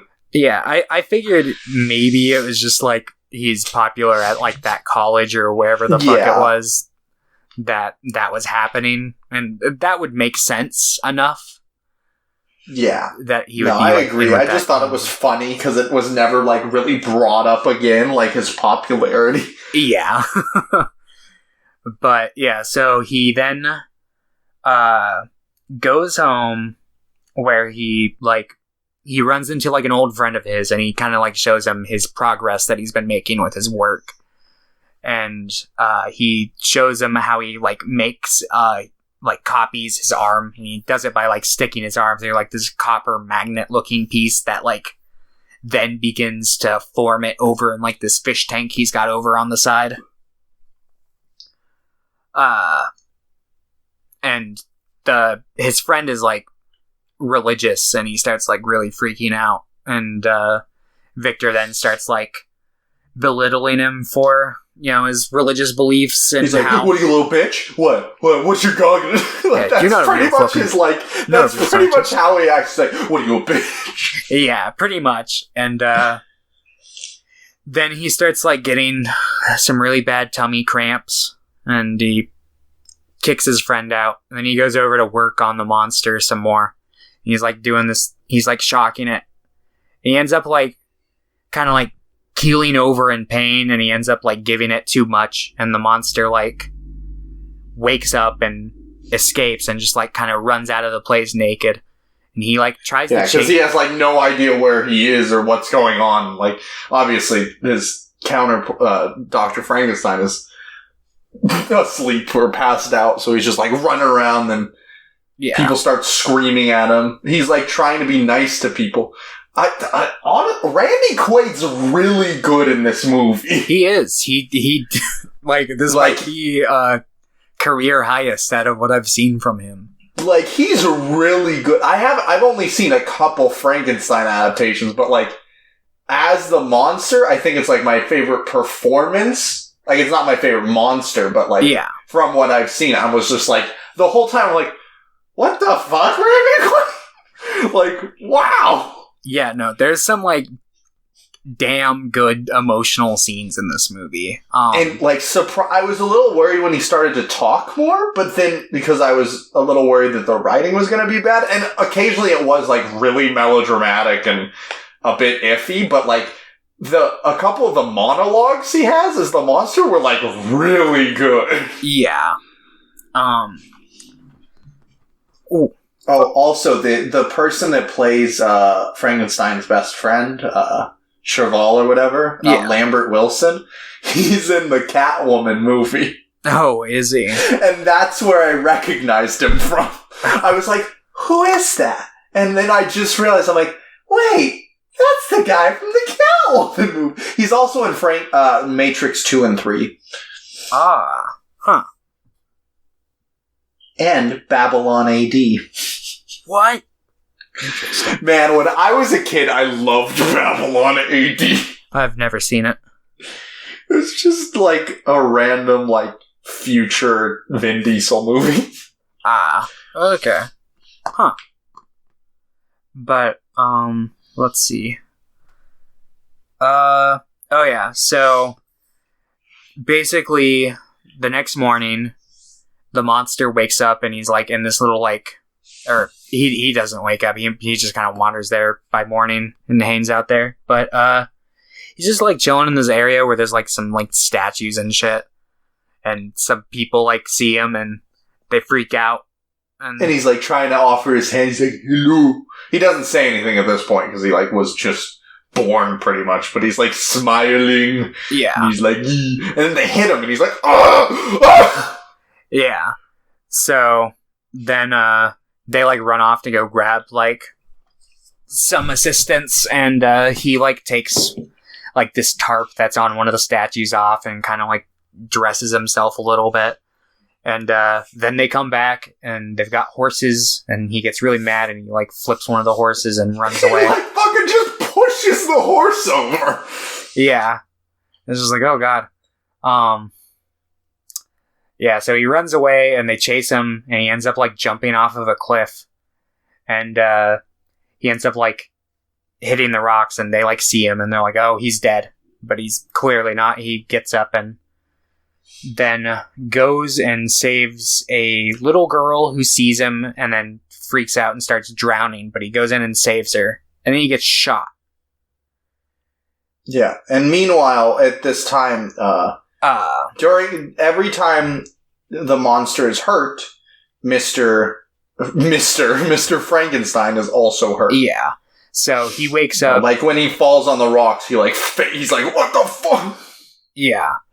But basically, like, Victor wakes up in this place, like, he can't stay very long because he has cholera, and cholera is, like, contagious, and obviously, they don't have very many treatments for it at this point. So he's like, all right, well, I'll go stay at my parents' place, you know. And there is like my fucking childhood sweetheart, love of my life, Elizabeth. So yeah, he goes there, and I thought you were saying that was your childhood. So I'm like, what? No, not I was mine. like, is that the love of your life? Yeah, ever since Fiona Gillies? Ever since I saw this movie yesterday, she became the love of my life. But he when Frankenstein gets shot after saving the little girl, he like basically like flies back into a fucking table. And he like looks, and he's got like this big fucking bruise where Frankenstein would have gotten shot. And he then proposes like, to his like love, and she agrees to marry him, and both him and the monster have like this summer of peace. Well, first off, he's like, so as he's proposing to her, Frankenstein meets this old man who's blind. The blind old man. If you've heard the Frankenstein story, everyone knows the blind old man who's like the only person that really... Yeah, sorry. The monster meets the blind old man, and if you've heard the story, you know, the blind old man's like the only person that shows the monster compassion, really. And he helps to get the bullet out of the monster. And while this is happening, this is like right after the doctor proposes, and suddenly he's just like, oh! And he like fucking is like, what's going on? Yeah. And he just like looks at his shirt and there's just like blood everywhere. But then then they all have like a summer of peace kind of thing. Yeah. It's funny because that whole cliche comes just from Bride of Frankenstein. There is like a bit of it in the novel. Like there is a blind old man, but it's not quite the same dynamic that is adapted into the common like Frankenstein pop culture story. Huh, interesting. Yeah, I don't want to say what it is since you're reading it, but it's a bit different. They're gay. No. They're gay. You'll see. They're kind of gay in this movie. They are. And it's definitely a good little emotional. I like the blind old man in this movie also. Huh? I like most of the... What's funny is I like most of the like performances by the men in this movie, but I think most of the women in the movie aren't very good at acting. Yeah. And I was like, this is unfortunate. I wonder if the director... sound like a misogynist. Yeah, I wonder if the director just, like, would give all the men, like, great acting material. He'd just tell them everything they needed to know. And then with the women, he was just like, oh, yeah, just do this or something. I don't know. Well, I mean, it just seems like most of the women in this movie just weren't, like... They just didn't act very much. Like, this is one of the only things they were in. Well, pretty much everything in this movie... Or every man in this movie, like, is a big actor. Like, the guy who plays DeLacy was in over 100 films. Oh, shit. Huh. Like, he's a pretty big actor. The main guy who plays Victor Frankenstein, Patrick Bergman, he's been in a lot of things. He's in Ella Enchanted. Is he? With Anne Hathaway. Huh. Cool. That's a weird movie. Oh, but sorry, yeah. I'm just stretching. Oh, ah. Okay. So, yeah, they live like this peaceful summer. The doctor finally gets his younger brother to commit to being his best man. Yep. And then the monster is chased away from the old man's house at the end of the summer because basically a couple of like hunters... The guys who shot him originally have been like after him. Yeah, and they finally tracked him down to the old blind man's cabin, and they plan on like taking him there, but obviously Frankenstein being a superhuman in this version, like obviously doesn't struggle with them very much, but they run away, and we find out that they're like gathering like a mob of people, and they're gonna come and they're gonna try to kill Frankenstein's monster. So he and this was one of the first scenes where I was like actually blown away by Randy Quaid's performance. Yeah, like his goodbye with the old man. Goodbye to DeLacy is really good, and DeLacy like is really good in this scene as well. Oh, but yeah. Like. No, Lacey, no home. Yeah. No home. So he's like, you can go home, back to your own country. And he's like, home? No. He kind of sounds like the Cookie Monster in this movie. No. I don't think he has like quite that level going, but no, he doesn't. His voice is a little deeper than the Cookie Monsters in this movie, but Cookie Monster's dad, perhaps. Yeah, so basically the monster like just wanders away, and he eventually finds himself on the estate, the Frankenstein estate, where he is just kind of like watching them for a little while, and then he tries to propose. Or he doesn't try to propose to the maid. He like goes in with a flower and like scares the shit out of like their housekeeper one night. Well, it's the person that fucking his best Frankenstein's best friend's in love with. Yeah, wasn't she the housekeeper? I thought that's what. I think so. It was like a housekeeper, or like a personal like friend. It was something. Yeah. Well, anyway, but she gets scared. She runs outside just as Frankenstein's brother is riding up. William, his younger brother, and Frankenstein's like, "Oh, horse!" He like gets afraid and he like freaks out and he pushes the horse over and runs away, and William's dead. Yep. And he'd hit his head. The woman goes over and she kind of like pulls the cross off of his neck, and she's like, "It was the devil." And this doesn't really feed too much into this movie, but to my understanding, it's a little bit different and a much bigger plot in the novel. What happens with like this kind of B plot with the servant who, I guess it's like a locket in the novel, but yeah, she ends up like, a lot of people start like blaming her for William's murder and thinking like the monster's like not real or something like that. I don't know. I just watched it. Yeah, it's kind of like right at the beginning. It's like there was no monster. He just flew off, and she's like, "It was the devil, I tell you." Yeah, and then a priest like questions her. He's like, "What? This is his Why cross. do you have the locket? Why do you have the cross? Did you take this from him? Steal him from God's protection?" And it's just like. Oh gosh, funny movie. But let's see.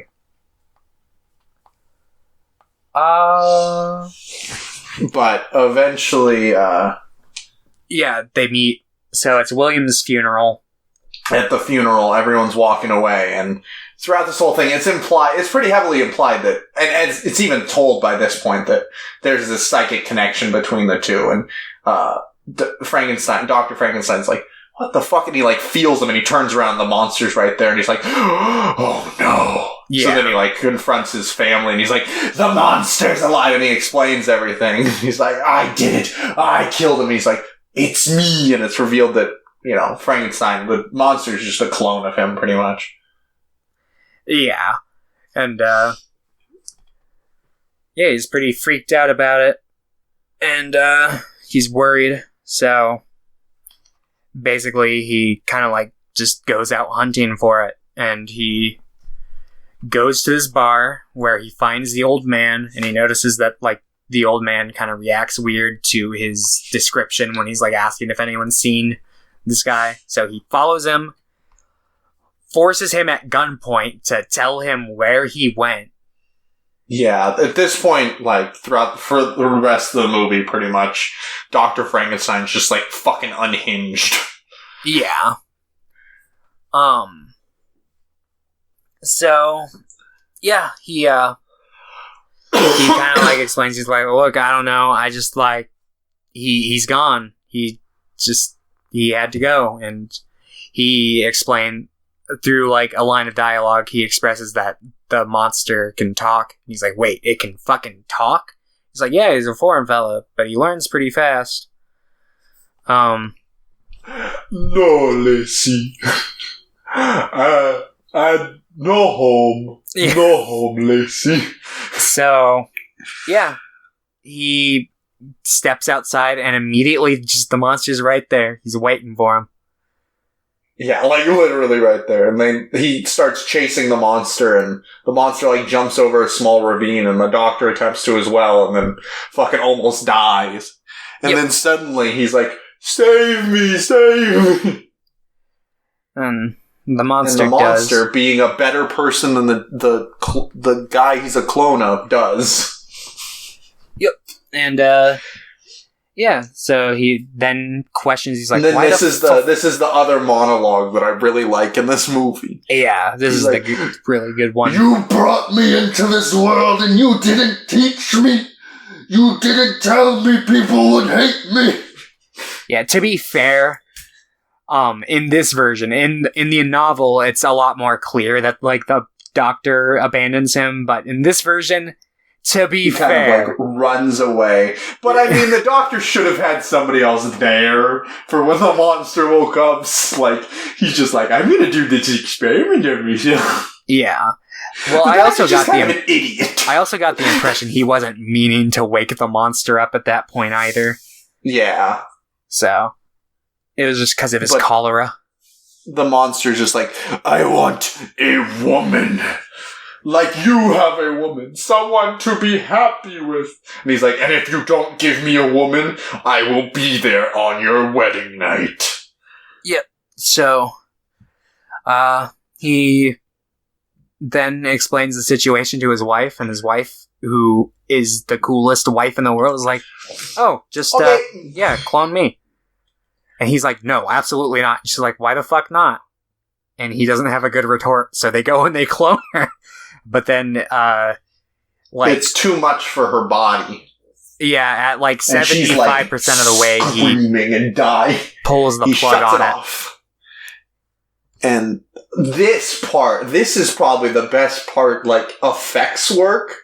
The fucking body being, going into little pieces and falling apart in the stream. Yeah. Looked disgusting. And I'm like, wow, that's, really well done for this movie. Oh, yeah.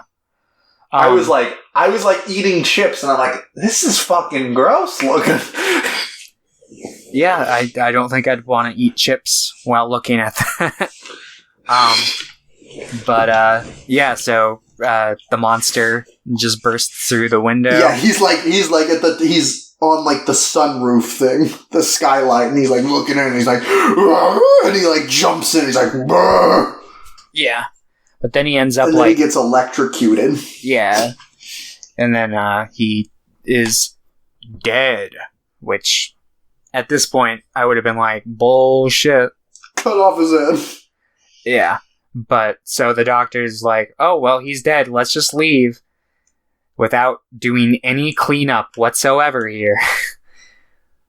And yeah, they leave. They get married later that month, and we find out that the housemaid committed suicide, and the best friend had a short little outburst where he was like, fuck you, you're the reason for all of this. But then he comes back on the wedding night and he's like, well, whatever, let bygones be bygones, And it's like, oh, wow, that was really fast. It was all within the same month. But yeah, it's probably his religious tendency, I must forgive kind of thing. Yeah, probably. But they have the wedding, and then that night they're like, oh, time to go, and they're outside, and then suddenly he's like, I can sense something. He's like, oh, he's here! He's here! Yeah, he's like, go get some backup. So he sends a guy to go get some backup. Him and his friend go inside where the monster is already, breaking in. Yeah, and he tells his friend to go get the father and the wife, and he'll grab a gun. He's grabbing a gun, but it's locked up, so he's just trying to break the lock. Yeah. And by the time he gets the gun and gets upstairs, pretty much everyone's dead. His dad's dead. He walks past his dead dad, and then he walks by his friend who's impaled on the wall. And I love his reaction. He's just like, oh my god. It's just he's like, what the fuck? Yeah, that would probably be my reaction if I was in that situation. I could see myself saying something in that exact tone of voice. But he can see his wife through a crack in the door, even though it's barricaded, and he sees the monster attacking her. He's like, no! And he just starts screaming. He's like, I'll kill you! As he tries to break through the door, and he eventually does, but by that time the monster's gone and his wife's fucking dead. Yeah. And some guys show up, and they're about to arrest him for the murder of his entire, fucking family there. But then he runs away, and then he's basically okay, well, I'm condemned to live the life of this monster. So, he just chases the monster further and further north until they end up in the, Antarctic. And then that's where the beginning of the film takes place. And, Yep. And then, after this story is done, the captain sends, a group of men to go kill the monster. Yeah. In the morning, they're all fucking dead. And they're like, got their cannons ready! But then suddenly the boat becomes unlodged, and they're like, we're fine, we'll just sail away. Yeah. And then, Frankenstein has given his diary to, the captain of this boat, and then he's like he's excited to get out of there, because he thinks, like, they're just gonna leave the monster out here, and it'll be fine. But, the monster's on the boat, and, then, yeah, basically, they just kind of have one final confrontation. Frank and Victor is basically like, yeah, you couldn't live in my world, I can't live in yours. And the monster asks for help, and then Victor's like, I have a way to help both of us. And then he tackles him out into the, deep, icy depths of the Antarctic Ocean. And, yeah. They die together. And, we get a final, like, little epilogue from the captain of the ship, who's like, that diary was, like, the saddest shit I ever read in my life. And, yeah. He's like, now I'm gonna sell it. Yeah, that's Frankenstein. Yeah, And it's good. It's a good adaptation. Yeah, I was surprised how much I like thoroughly enjoyed it. Like, I had issues with some of the dialogue and some of the acting, but like for the most part, I thought it was pretty strong. Yeah, I'd agree. Like, it's... But I was like shocked, especially after I watched Parents. I'm like, well, this is just going to be another movie that I don't like. And then I'm like, whoa, what the fuck? Yeah, no, it was good. I'm glad I finally got around to watching it. It's been on my watch list for quite a while. Yeah, and it makes me want to watch, like, I might binge, like, a ton of the Frankenstein adaptations now. Yeah, if you are ever in the mood for something kind of similar tone to this, that does also a really good job at adapting a novel from the same time period, check out the fucking Francis Ford Coppola Dracula movie. That one's really good as well. Yeah, I've been meaning to. I want to watch like all the Jekyll and Hyde adaptations. I want to watch all the Dracula. I want to watch all the Frankenstein. Good luck with that. There's a lot of them. There's a lot, especially because it's like a public domain story. Yeah. We should make a Frankenstein adaptation. We could. But make it a gay porn! Technically, as long as we don't get too close to the like specific designs that they used for the old movies, we could do our own Universal monster movie cinematic universe. Exactly. They're all public domain monsters. I mean, just is generic. The Invisible Man? Huh? Is the Invisible Man? Is he public domain? Yeah, that's H.G. Wells. That's right. That fucker wrote that back in like the fucking 19th century. Nice. Let's do it. Let's make our own dark universe. Hell yeah. So what'd you give this movie? I would give it a 7. I was like tossing it between a 6 and a 7, like for quite a while. But like, despite its flaws, it has like so much more personality than I thought it would.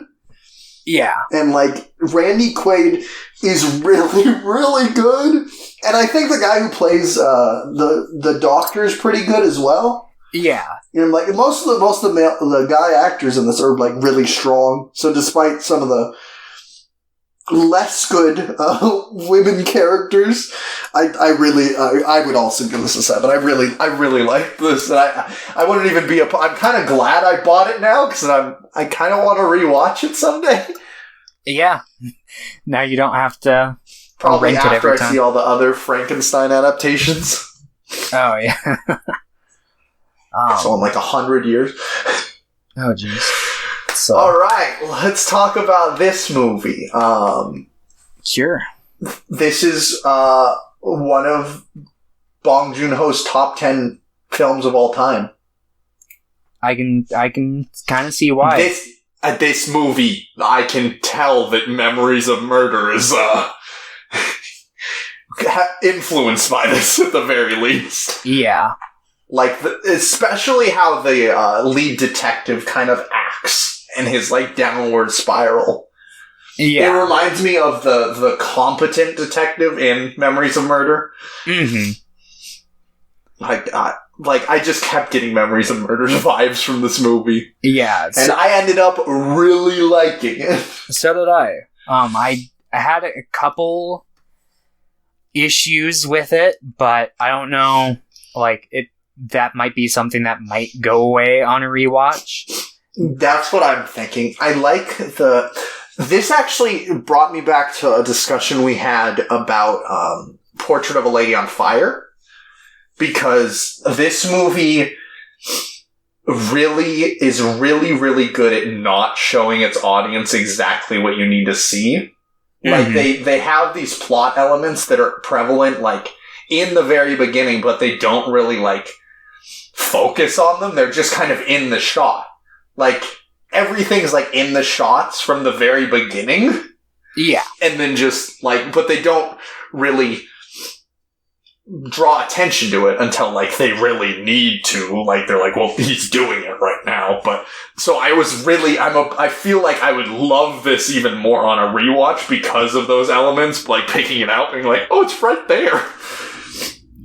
Yeah.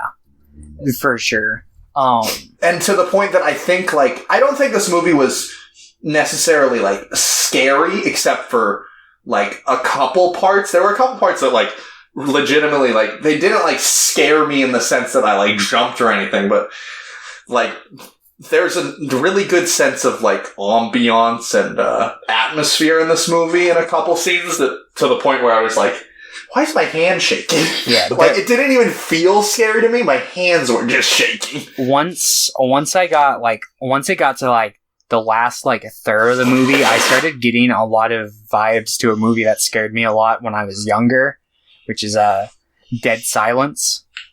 Is that the one with the puppet? Yeah, and it's not even necessarily anything with a plot. It's just kind of like the kind of atmosphere and tone. Like, I very much like that final, like, warehouse at the end when he, like, sees, like, the kind of, like, figure behind the curtain. That scared I don't know why, but, like, my stomach dropped when I saw that. Yeah, I was like, ooh, that's some pretty creepy imagery. And then there's obviously, I don't know if you noticed in the movie, but there's not a soundtrack except for the opening and the ending. Like, there's no music.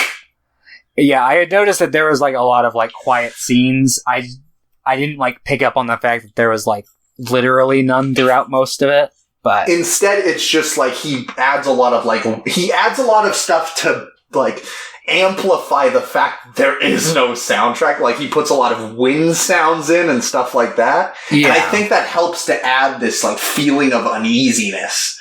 Because it's just, like, I think the intent is to make it feel more, like, realistic. Like, there's no soundtrack. This is real. So I really want to rewatch. I almost rewatched this movie just because I really like the ambiance of this movie. Yeah, no, it definitely was, like, really good. There were lots of scenes where I did notice that, like, I liked the scene where, like, he's, like, where we first meet the character, the Mesmer character. I can't remember his actual name. Mamiya. Yeah. Where, like, he's, like, at that dude's house and we can, like, you can hear the waves outside and shit like that. Like, but like this movie feels like it wouldn't, like I said, it's not necessarily scary in the modern term, it's sense just of the term, but it's it has a feeling of uneasiness that I think would be amplified on a second watch. Yeah, I could at least for me. So the movie starts off with this guy, Kenichi Takabe. He has a mentally unstable wife. I don't know if she has, like, dementia or something similar. Like, she can't remember things very well. She gets lost a couple times in the movie and stuff like that. Mm-hmm.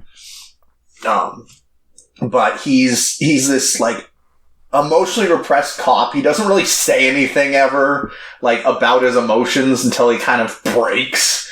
But he's been investigating these murders where every victim is killed the same way with a large X in their neck, but they catch the killer every time. And it's always this different person who is, like, in love with them or near them kind of thing. Yeah. And he's like, obviously there's a connection. They're trying to figure out this connection because it's been going on for a while. And there's, like, a bunch of dead people. And they confess to their crimes. They're like, I don't know. None of them know why they did it. They're like, beats me. Yeah, like, some of them have, like, as the film goes on, they start kind of developing a little bit of, like, a connection. Like, the people typically have reasons. Like, they're like, oh yeah, like, I probably did it because of this, but I don't know, just in the moment, it seemed like the thing to do, you know? But yeah, in retrospective, it was, like, brash and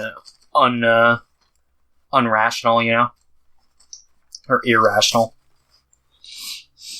But yeah, so there's all these, like, murders going on. There's, like, 2 cases before the one that we see that, like, starts the film.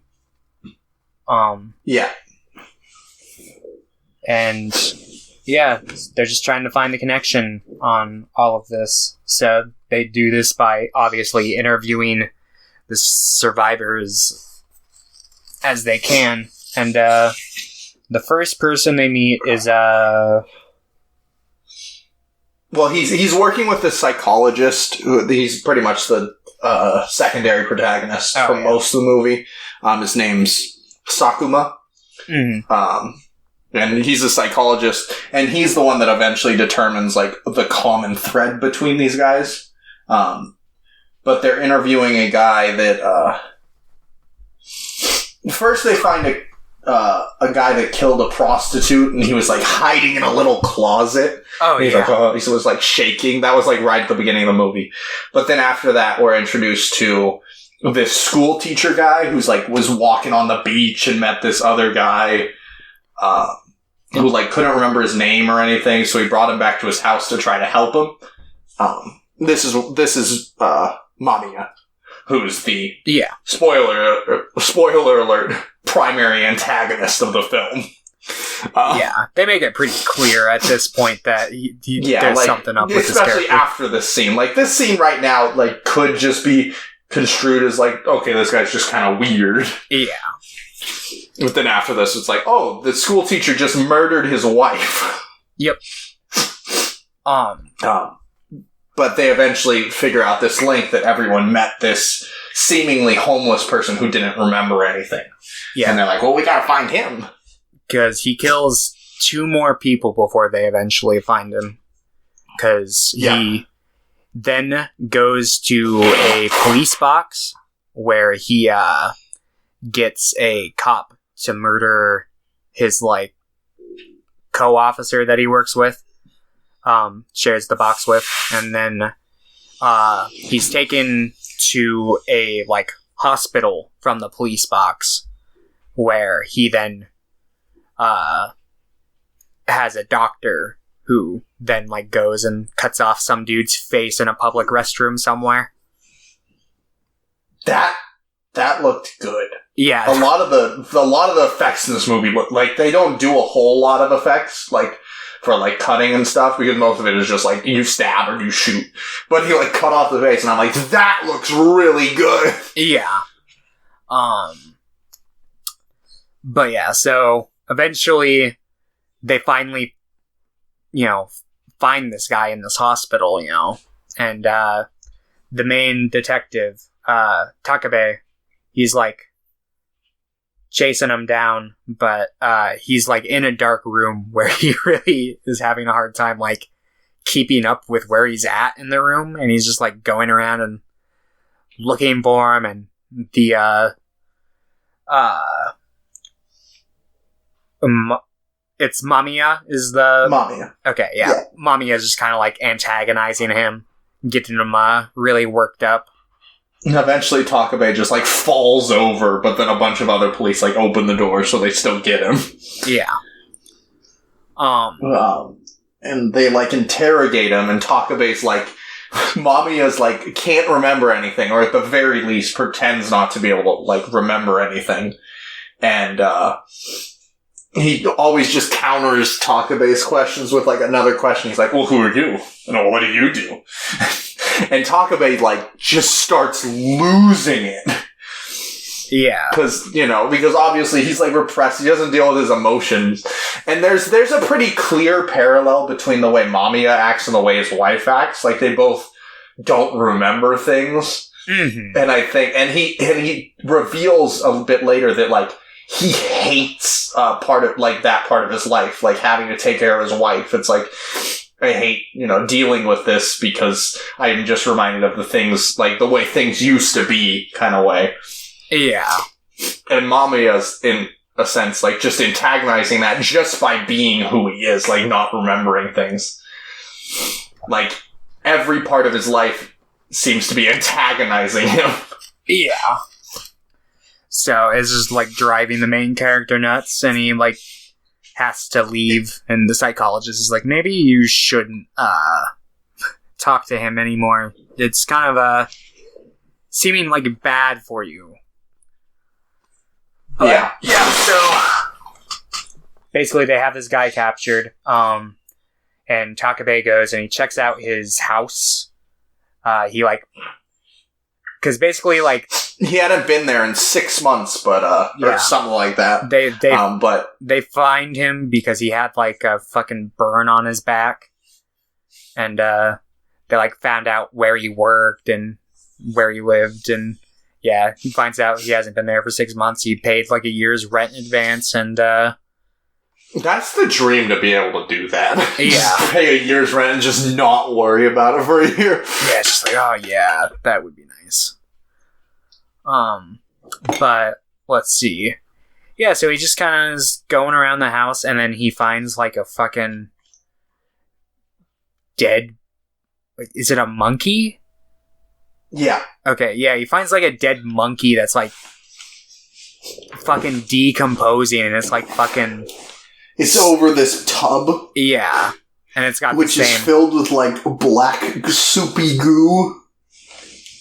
Yeah, and it's got this also... These effects also, like, the monkey was just like, what the fuck?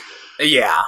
Whenever they, like, had any sort of, like, dead thing on screen, it looked pretty convincing. Like, they did a really good job with, like, the fucking gross gray kind of, like, skin tones in this film. Yeah. Because shortly after the scene, he goes home and he sees, like, when he first comes home, his wife's, like, hanging in the kitchen. Yeah, he has, like, a vision. When he's with the monkey, he, like, suddenly is like, he, like, has this epiphany or something. And he, like, runs home because he's worried about his wife, and he walks in and she's just, like, hanging. The effects on her skin tone, especially, this is, like, one of the more unsettling parts to me because, like, it just looked so convincing, I guess. Yeah. We were just like, what the fuck? And then suddenly it cuts and he's, like, still in the kitchen, but she's fine. She's like, what are you doing? He's, like, on his knees, like, oh. Yeah, just hardcore sobbing. And then he goes and confronts this guy again, and he's just basically like, yeah, I went to your house, and yeah, you're fucked. Like, we've got you. Like, we've got all the connections we need. We found that fucking monkey with the same, like, artery cut that's been on all the victims. You've been in contact with them. We've got, like, books on, like, hypnotism here. Like, you're mesmerism and hypnotism, yeah. Yeah. They had, like, kind of been figuring out that maybe that was a possibility, and it seems like as the film goes on, that seems to be what's going on with these people. And it's, like, pretty obvious at this point that he uses his lighter, this, like, steady piece of fire to hypnotize people. And he tries to start to hypnotize Takabe. And he, like, immediately, like, fucking hits the lighter out of his hand. He's like, you don't need your lighter, do you? But then suddenly, water starts leaking from the ceiling. Yeah. And it seems like, he's about to be hypnotized again. And then it cuts away. So we're like, what happened? Yeah, and he basically, like, beats up one of his, like, fellow officers outside because he hears that, like, he's like, how the fuck did you find out about my wife? Because he gets antagonized about, like, his home life, and Mamiya is basically like, yeah, I know that you saw your wife dead, And he doesn't really say where he learned it from, but the only other guy that really knew about it was this kind of like just petty officer that they like work with, but they don't. He's not really a central character, but he beats the shit. He just like punches him like 4 times. He doesn't like beat the shit out of him, but oh yeah, he gets a good few punches and then like runs away. Saying that just is for purpose of quickly explaining it, but and then he goes to like these video archives to learn more about mesmerism. Yeah. And finds this archive from like the late 1800s. Yeah. And we find out that the woman was like sent to like an asylum or prison or something. She has a police record from 1898 where she murdered her son. Well, yeah, so it shows this tape of mesmerism, and then later on she would go to kill her son. So this is showing, like, pretty much the dawn, or speculating that this was, like, the beginning of this hypnotism to murder people. Yeah. Because it shows the man. The point of view of it is from pretty much the hypnotist. Yeah. And like, he does the X in the midair, and then she goes on to kill her son. Mm-hmm. And, yeah. And Sakuma is like, yep, this has to do with, the events of the film. Like, this is obvious. Sakuma is like, this is related to it. This is the current crimes. Yeah. And they show the tape, and Sakuma's like, they're at Sakuma's house, and he, like, there's an X on his wall. Yeah. And he just kind of like, yeah, they like, he's basically like, what the fuck? He got to you. And he's like, you know what's funny? Like, I don't even remember. I don't remember. But he's like, I must have. And he starts experiencing like hallucinations where Takabe like corners him and stuff. Yeah. But then a couple days later, they find Sakuma dead. Yeah, he like he handcuffed himself to like a pipe and hung himself, wasn't it? Yeah. Well, he chained himself to a pipe and he hung himself, but there was also blood everywhere. Yeah, so he probably did something else. He probably like slit his wrist and then fucking hung himself. Yeah, maybe. But so yeah, this is kind of like the breaking point. Yeah, they go to there's this like trial with like a bunch of the high ups with like the police department, and while they're like arguing about this, Mamiya like talks to Takabe. He's like, "You're the only one that can really hear me." He's like fascinated by Takabe because even though it's obvious that he has hypnotized Takabe, like, because it's implied heavily, Takabe won't kill. Like, he has these visions of his wife dead and stuff like that, but he, like, won't kill. So Takabe's like, you're the only one that understands me. Like, you get it. They're kind of like 2 peas in a pod kind of thing. Yeah. And this really upsets Takabe, so he, like, throws him against a wall and has him sent away. And he's like... And meanwhile, at home, he's, like, pretty close to killing his wife. He, like, feels that. Yeah. So he sends her to a mental institute, which we see her at the beginning of the movie. Yeah. And, also, there's been this whole plot, like, kind of stewing in the background the whole movie, where he's like, oh, we'll take a trip to Okinawa. And she doesn't seem like she really wants to go on the trip. But he's always like, no, we'll go on that trip as soon as we can. And then in the scene where he's like, there's like this dream sequence where they're on like a dream bus. Yeah. Well, here's kind of what I got out of it, because it looked like he was going to kill her, because obviously that scene was like that. And then they're like on this bus, and from what we can see outside of the windows, it's just blue sky. And then they arrive at the hospital. And I assume that the bus was just like their trip to the hospital, but I don't know. But yeah, so he drops her off, and the doctors make a comment like, "Oh, you look sicker than your wife does," and he's like, "Yeah, fuck you." Yeah, pretty much. But he does. I really like this actor. I haven't seen him in a lot of things, but I personally really liked his performance in this. Yeah, I thought he did becoming good slowly unhinged. But yeah, so he basically it's around this point when this is like around the point when Mamiya escapes, right? Escapes, yeah. He it's shown. He's just like breaking this wooden stool against this like radiator until it like splinters. I really like the way the camera moves in this scene, following him. Mm-hmm. I really like I like a lot of the camera work in this movie, but I don't know that specific scene, the way it was like following the stool and then just like slowly pans up to his face and just stays there as he's like fucking freaking it. I really like that. And then it cuts to Takabe, and he goes to this place, and Mommy is gone, and there's just a dead guard. Yeah. So he then goes. He gets back on a bus and goes to this old abandoned hospital. Was it a hospital? That's what it looked like to me. Okay, that works. I was just like, abandoned building, but cool. Yeah, if it was a hospital, cool. I don't know. It might not have been. It might have been like something else, but it just kind of looked like an old, like, fucking mental asylum to me. Yeah.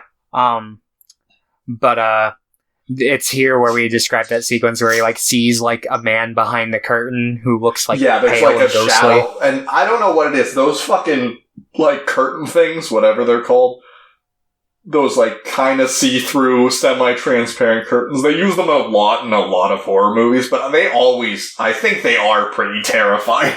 Oh yeah. Like, that's why they use them. But this one specifically is really good with the way that, like, suddenly it's just, like, really quiet and just, like, staring at it, and he walks up and he flips it over, and it's just this piece of paper hanging, and it was this, like, silhouette of a man that they saw in the book earlier in the movie. Yeah. And it's just like, And, then Mamiya shows up, and, they basically... He's like, do you want to hear my master plan? Like, he's pretty much about to reveal his, like, master plan thing or whatever, and then Takabe just, like, shoots him. Yep. And then he does the final, like, gesture as he's dying, and then we see, Takabe shoots him, like, 5 more times. Yep. And then he, leaves. We see... He's, like, exploring the building more, and he finds an old phonograph. Yeah. Which is, like, the original record player. And he fucking plays it, and it's, like, this weird, demonic male voice, and he's, like, repeating what's probably hypnotism, like, cryptic instructions. Mm-hmm. And he leaves, and he's, like, he goes to this restaurant where he's been to a couple times in the movie.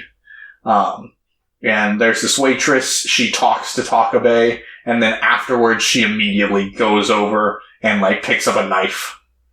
Which, like, you know, obviously suggests that, like, he's now the carrier of this hypnotism curse or something similar to that because of the phonograph he listened to, or because of something Mamiya did to him. Yeah. And then it ends, she grabs the knife, she starts walking, and then the movie, like, just cuts. And I really like how the credits are, like, layered over the buildings in this. Yeah, I thought that was really interesting. I was like, oh, that's neat. Yeah. This is a great fucking movie.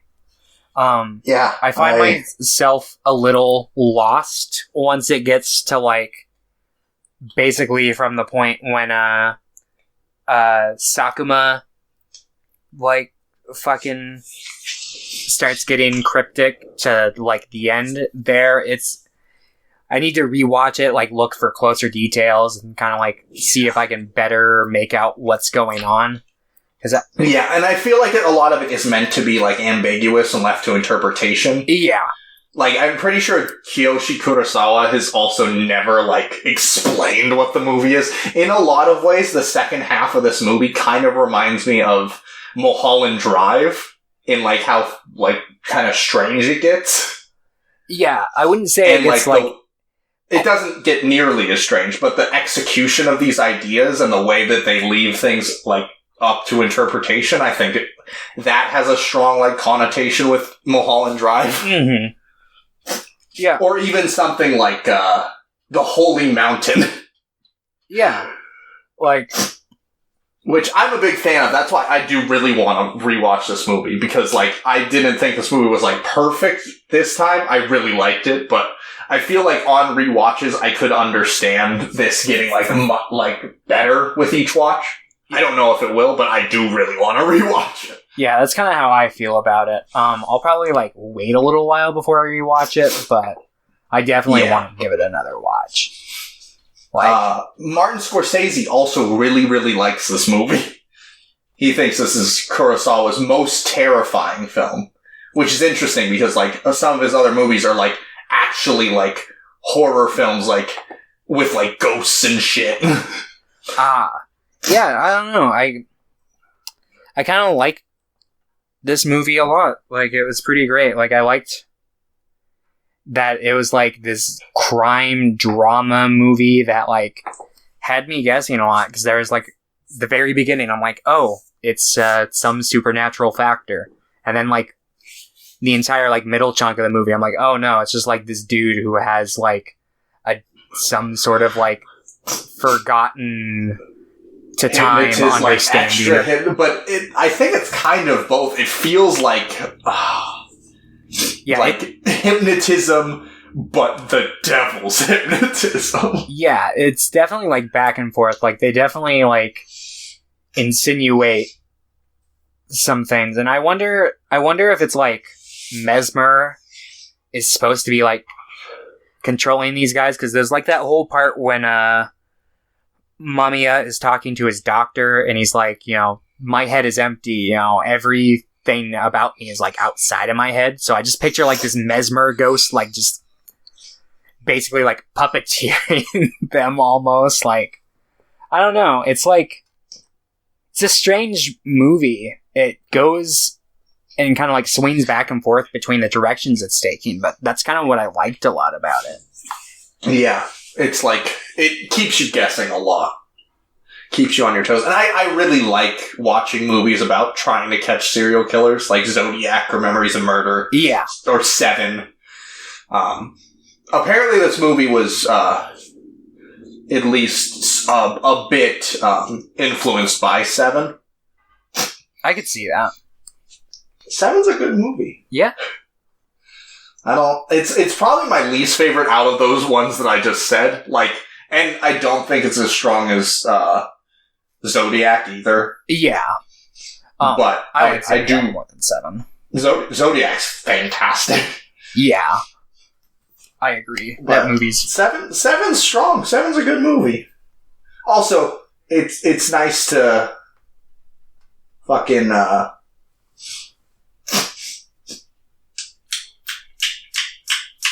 I don't know what I was about to say. Never mind. See another well-executed horror crime movie? I was gonna say, Zodiac's better because I don't have to see Kevin Spacey. Oh, yes. 100%. No, but I really, really like this. Like, obviously, Memories of Murder is, like, untouchable to me, but I really still like this movie. And I like how influential it seems on Memories of Murder. And Bong Joon-ho in general, like, as a director. Yeah. Yeah, no, I was going into this movie not knowing what to expect.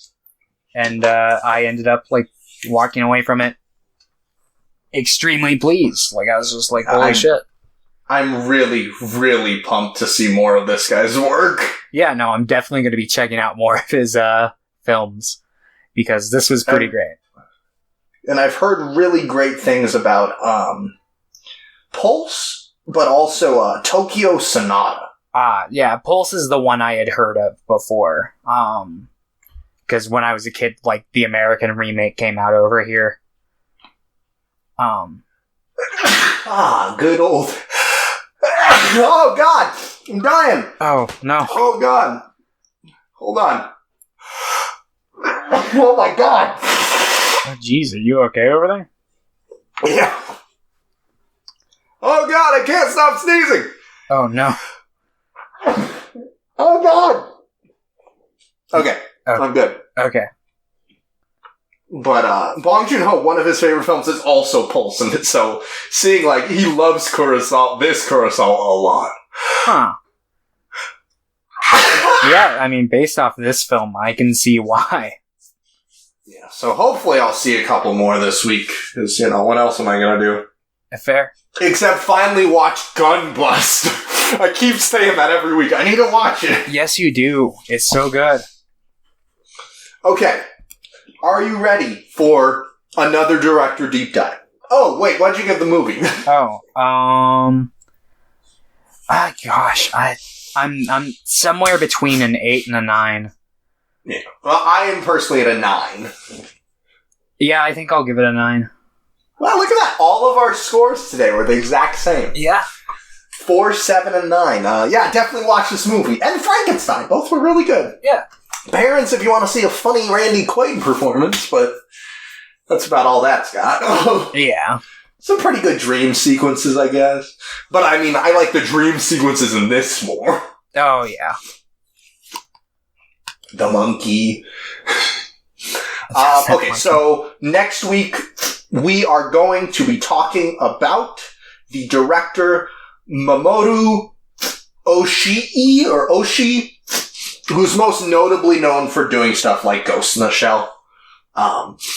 So the first movie we're going to be watching, well, one of the movies we're going to be watching the first Ghost in the Shell movie. We're going to be watching Angel's Egg. And we're going to be watching the Pat Labor OVA series, which is about 2.5 hours in total, and which is the beginning of the Pat Labor franchise, and then the 2 Pat Labor movies. Okay? Okay. Unless you would like to instead watch one of his live-action films as well. Like, I can take away fucking Ghost in the Shell. We don't need to watch Ghost in the Shell. I mean, I don't care. Whatever you want to do. I haven't seen Ghost in the Shell, so. Okay, we'll just do those 5 then. So Ghost in the Shell, Angel's Egg. Ghost in the Shell, and Ghost in the Shell, Angel's Egg, Pat Labor 1 and 2, and the Pat Labor OVA series. Okay. Ghost in the Shell is available for free on Tubi TV or Vudu free, but it's also on Amazon Prime. Angel's Egg is on YouTube, HD quality with subs. Pat Labor 1 and 2, I can't remember where they are. I think they're on Verve. Huh. If you have Verve. And the original Pat Labor, yeah, I believe they're on Crunchyroll. Okay. And I believe the Pat Labor OVA series is also on Crunchyroll. Alright. But yeah, it should be exciting. Another director deep dive. Woo! Woo. And another exciting episode is done. Thank you all for watching, or listening, or doing whatever you do. Oh, yeah. Anything you want to say? Yeah. Welcome back, grandmas. Welcome back, grandmas. Okay, goodbye, everyone. All right. Adios.